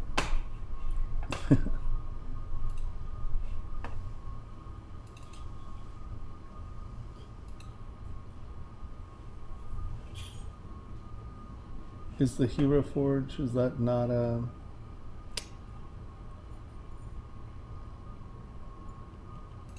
Is that an import thing? Why are you doing this to me here?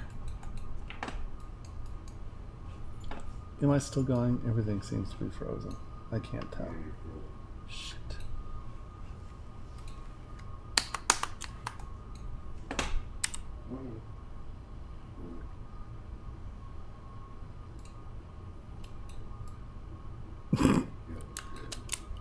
We're going again?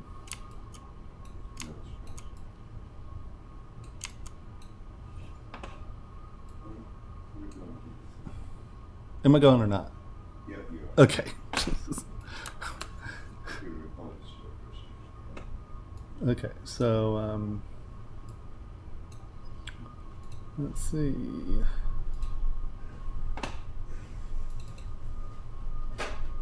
What file format was the thing from Hero Forge? Is it STL or is it a...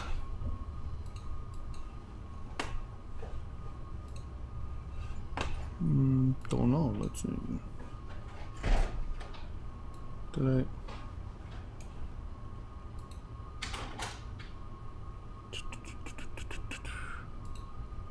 That explains why it's not coming in that way.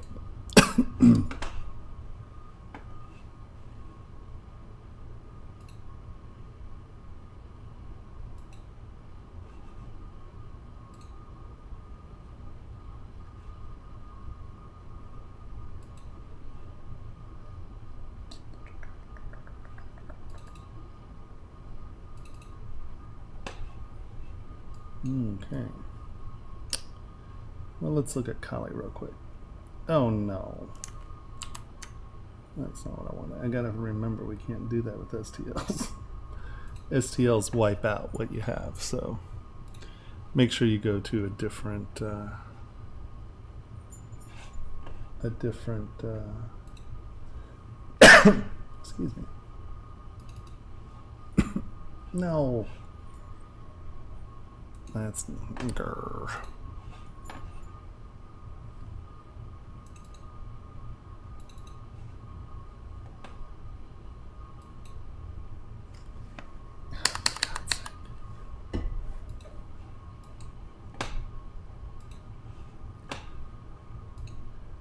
Oh, it's going to be one of those nights. Holy Hannah.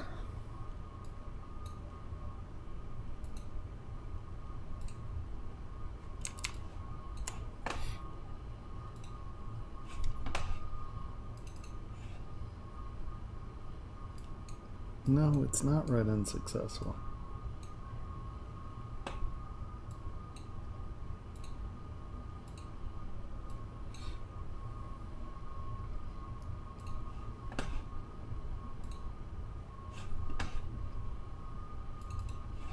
There it is. Okay.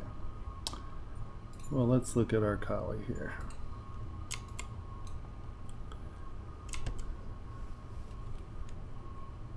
All right. Hold on. We have to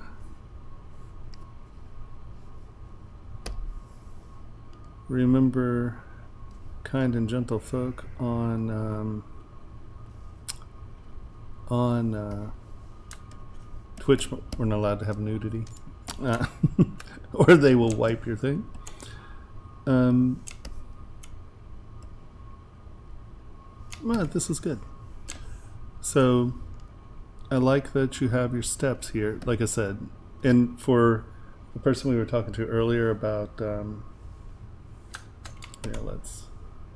about sorting out the hair matting. There we are. Oh, okay.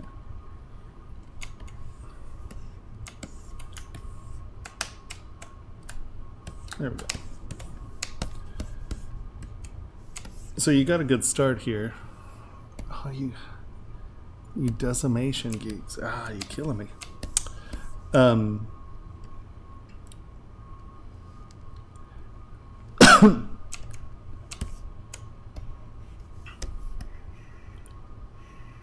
You know, depending on scale, well, okay.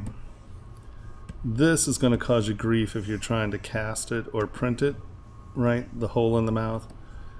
Because that's just a big trap.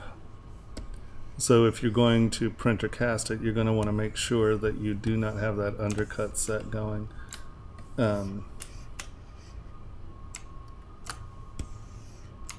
Right, this cavity. If you're just doing it for, you know, the computer, that's fine.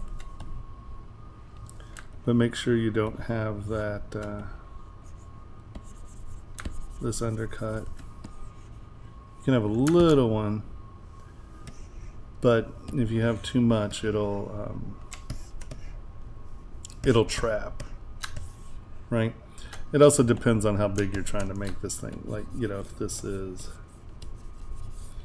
you know, 6 feet tall, well, then that's a different issue altogether. But be careful with creating these undercuts, right?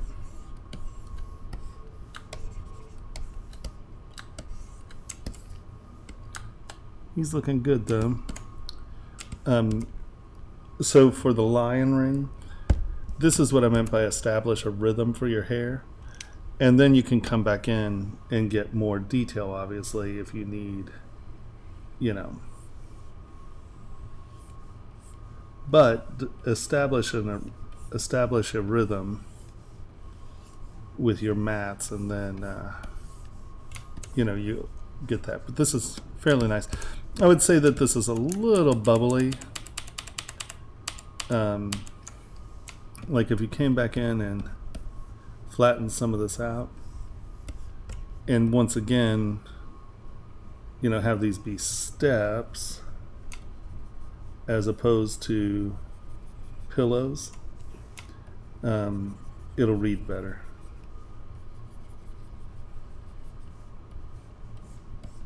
Right? Does that make sense?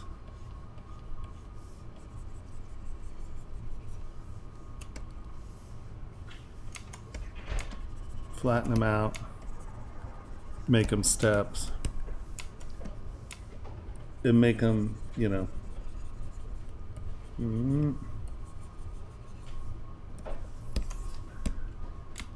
it'll give you bigger reflection planes as opposed to just a ridge, so it becomes more dynamic much quicker.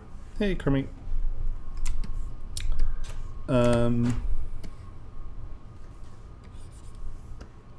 I don't think there's a whole lot of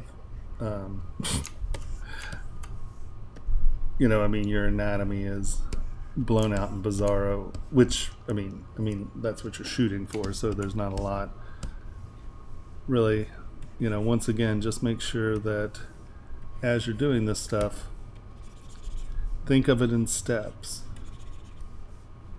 right? And it'll read better.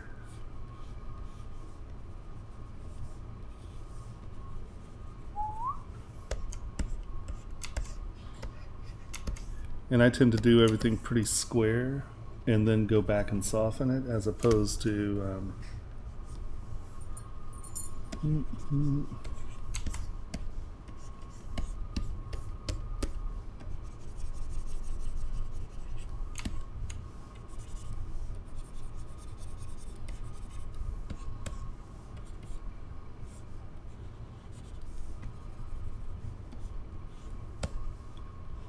does that make sense? I think you're pretty close to there. I mean, once again, we could discuss anatomy, but I mean, this is really a blown out sort of weirdo figure, so I don't think you're too stressed about it.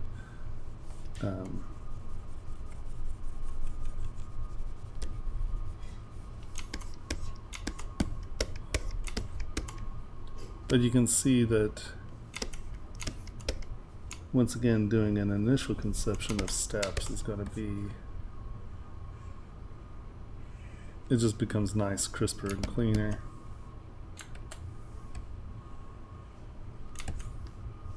I love me some Kali. Yeah, your faces are good. The stepping's good. No, it's just a lot of fun.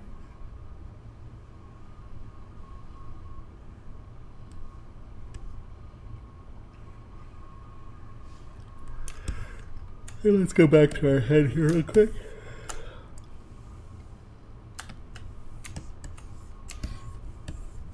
And so here is another place that I use twist, where you come in, you get it small, and you don't really have enough geometry here to do this well, but you can see that as I go the other way, it uses the other side of the twist. Does that make sense? Here, let's just do it big right here. You go one direction or the other direction, right? And this is one side. If you go up the other side, it's the opposite direction. And so with twist, you can come in really quick and establish an over-under with the matting.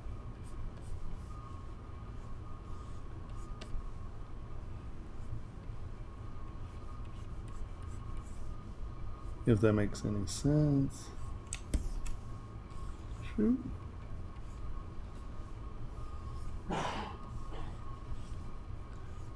Right.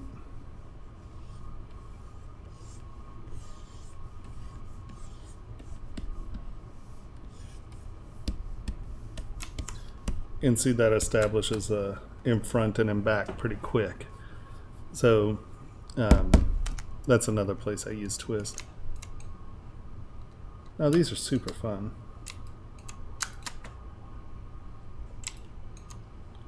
Without a doubt. You're killing it. Alright, so let's look at Tybor here. But you can see, like I was saying, they're actually doing a really good job of this. It's not just lines cut in, they're like nice planes. This is softer. But you can see here, even these scales, they're actual steps. They're not just drawn in. These are actually going over and under one another. The tiling here, once again, it's not just cut in, they're steps. See, look.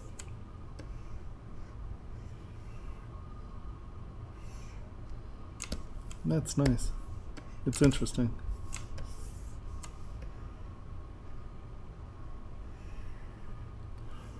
But you can see how you would hear. They actually did a really good. Sorry, they actually did a really good job. These are not just cut in shapes, and I see that they panel looped it or something. So they're, yeah, these were Boolean together at some point. So they just did big form. See, a big flat plane here, a big flat plane here, round to flat, round to flat. No, they did. This is a well-conceived model for 28 mil. Once again here, the fingers, they're not just cut in, they're tiles. See, almost not a single thing here is a drawn-in line. Right, the seam, boom. It's dimensional, the buckle's going in and under. You know, this is a line drawn or cut in, but if you notice, it has bubbles on each side. No, they're killing it. No, well conceived, well done for a 28 mil model. See how big and bold these are? No.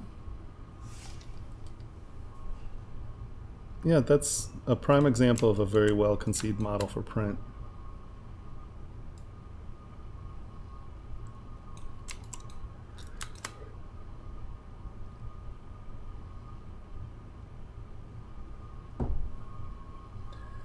Okay.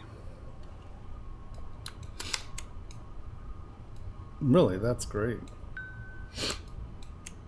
Oops. Olga. One sec, I have to tell her I'm streaming. That's the factory.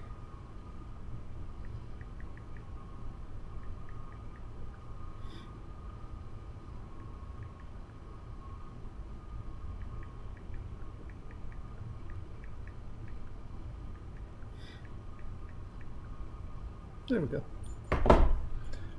So much to keep track of when you do business all over the world.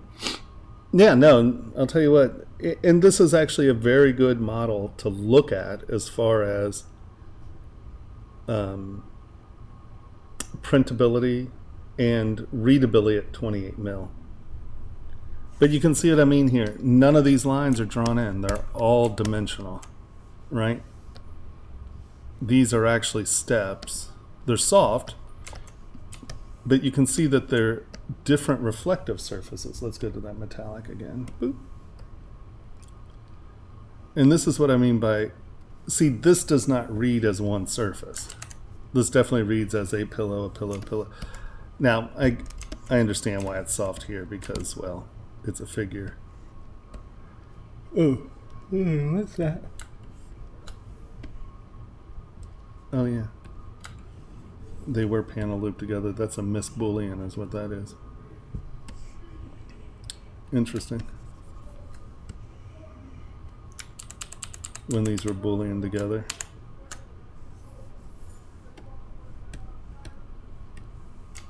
See this panel loop here. Didn't Boolean well. It missed. Yeah, see there you go.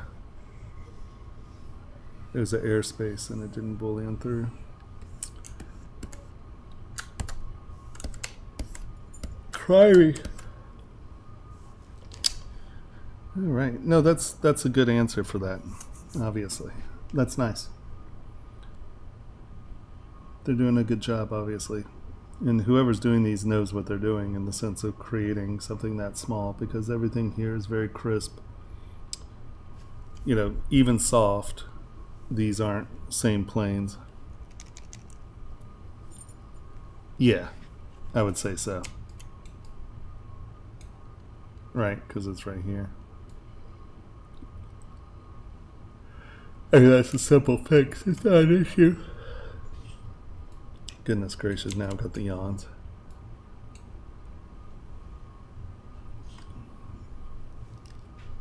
Yeah. Cool. That's nice. Okay. So there's nothing left in my box.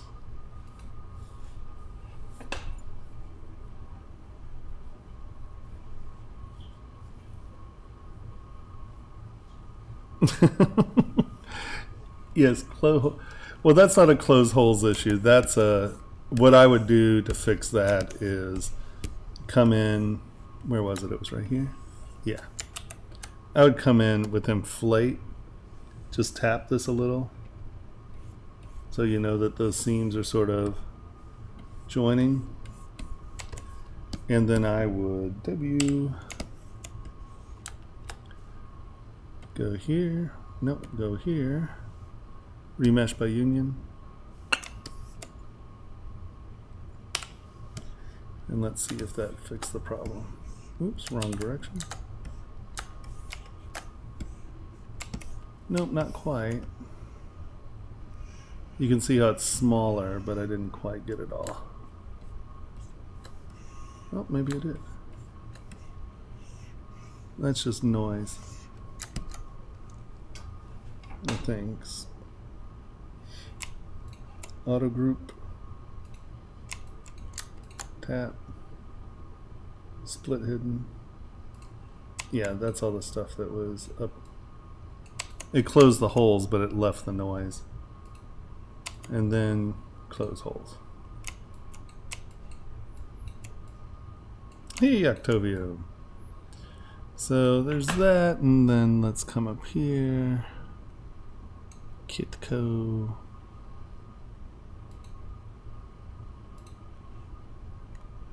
There you go.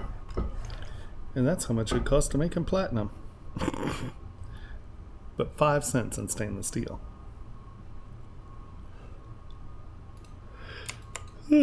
Goodness gracious, I'm sorry guys. I don't know. Oh yeah, no, this is totally 3D printable. I'm sure that's how they do it on the website. This is from, what was it? Hero Forge? Is that what it was? Oh yeah, no, this is completely clean and printable. 18 by 24 by 32, yep. And it's the right size. Yep, we could send this to print right now. Yeah.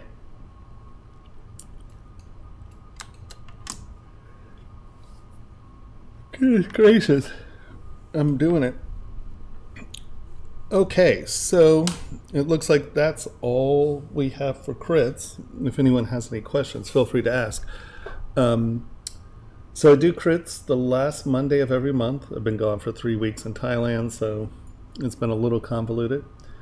But upload them at this HTTP ZBrush, zeb.sh.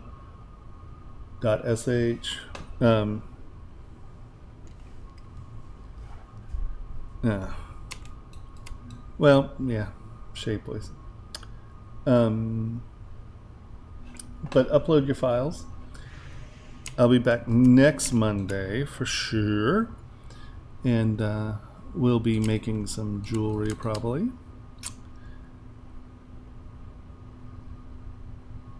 Upload your models. Tomorrow we're doing a webinar in the morning for Formlabs, showing ZBrush and Formlabs and sort of some iteration stuff for jewelry. So look that up if you want. It's at 11 o'clock my time, so yeah, 2 o'clock East Coast. I don't know if I have an address for that, or it's, yeah, I don't think they sent me they sent me an invitation, but I don't know that they sent me a, let's check.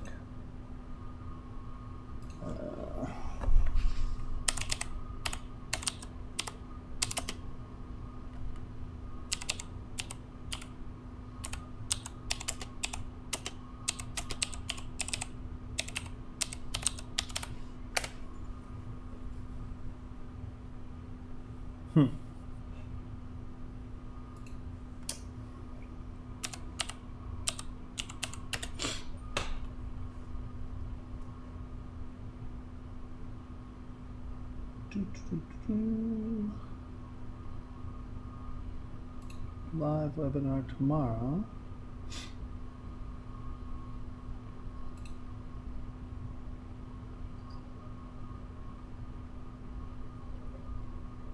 I'm useless. I don't think they sent me a link for the webinar tomorrow.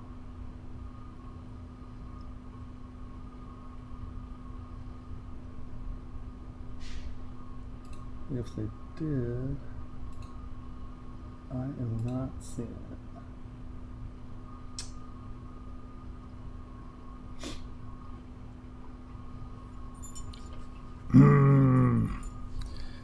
Okay, well, I suck at this game, obviously. I don't know where the link for the webinar is. Let's see, one more try.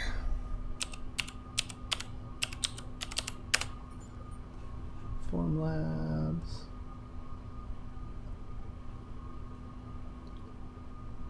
Material Service Industry Learn. Maybe it's on the blog.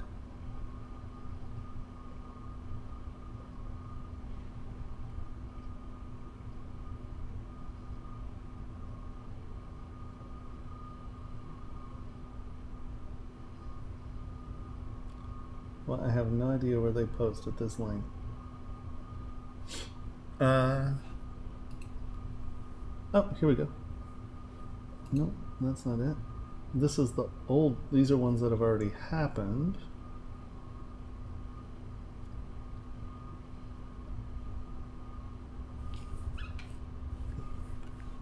Good God, I have no idea. I don't know where they posted it. Oh well. Not going to hunt for it that long. So tomorrow at around 2 East Coast time, we're doing a webinar about easy ways of iterating and prepping for printing. So if anyone's interested in that, I have no clue where it is. All right. So if there are any more questions, ask. Or otherwise, I think I'm going to call it an evening because we only have so many things. If anyone needs to try ZBrush, there is a link at pixelogic.com about downloading a trial version. And I think it's 40 days, 45 days. I want to thank Pixelogic for letting me stream. It's awesome. Sorry about all the technical issues tonight, guys. It was a little annoying, but that's okay. Yeah.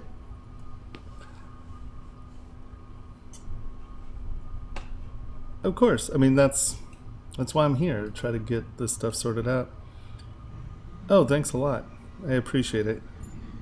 Well, actually, hopefully I'm going to do some more watches here soon. Right on. Have a great evening, everyone, and we'll see you next week, Monday at 8, and I'll be hopefully a little more technically proficient. And we won't have our internet blowing up. Right on, right on. Yep, now I need to find OBS. There it is. Okay. Thanks everyone at Pixelogic. Thanks everyone for hanging out. And yeah, I'll talk to you next Monday. All right.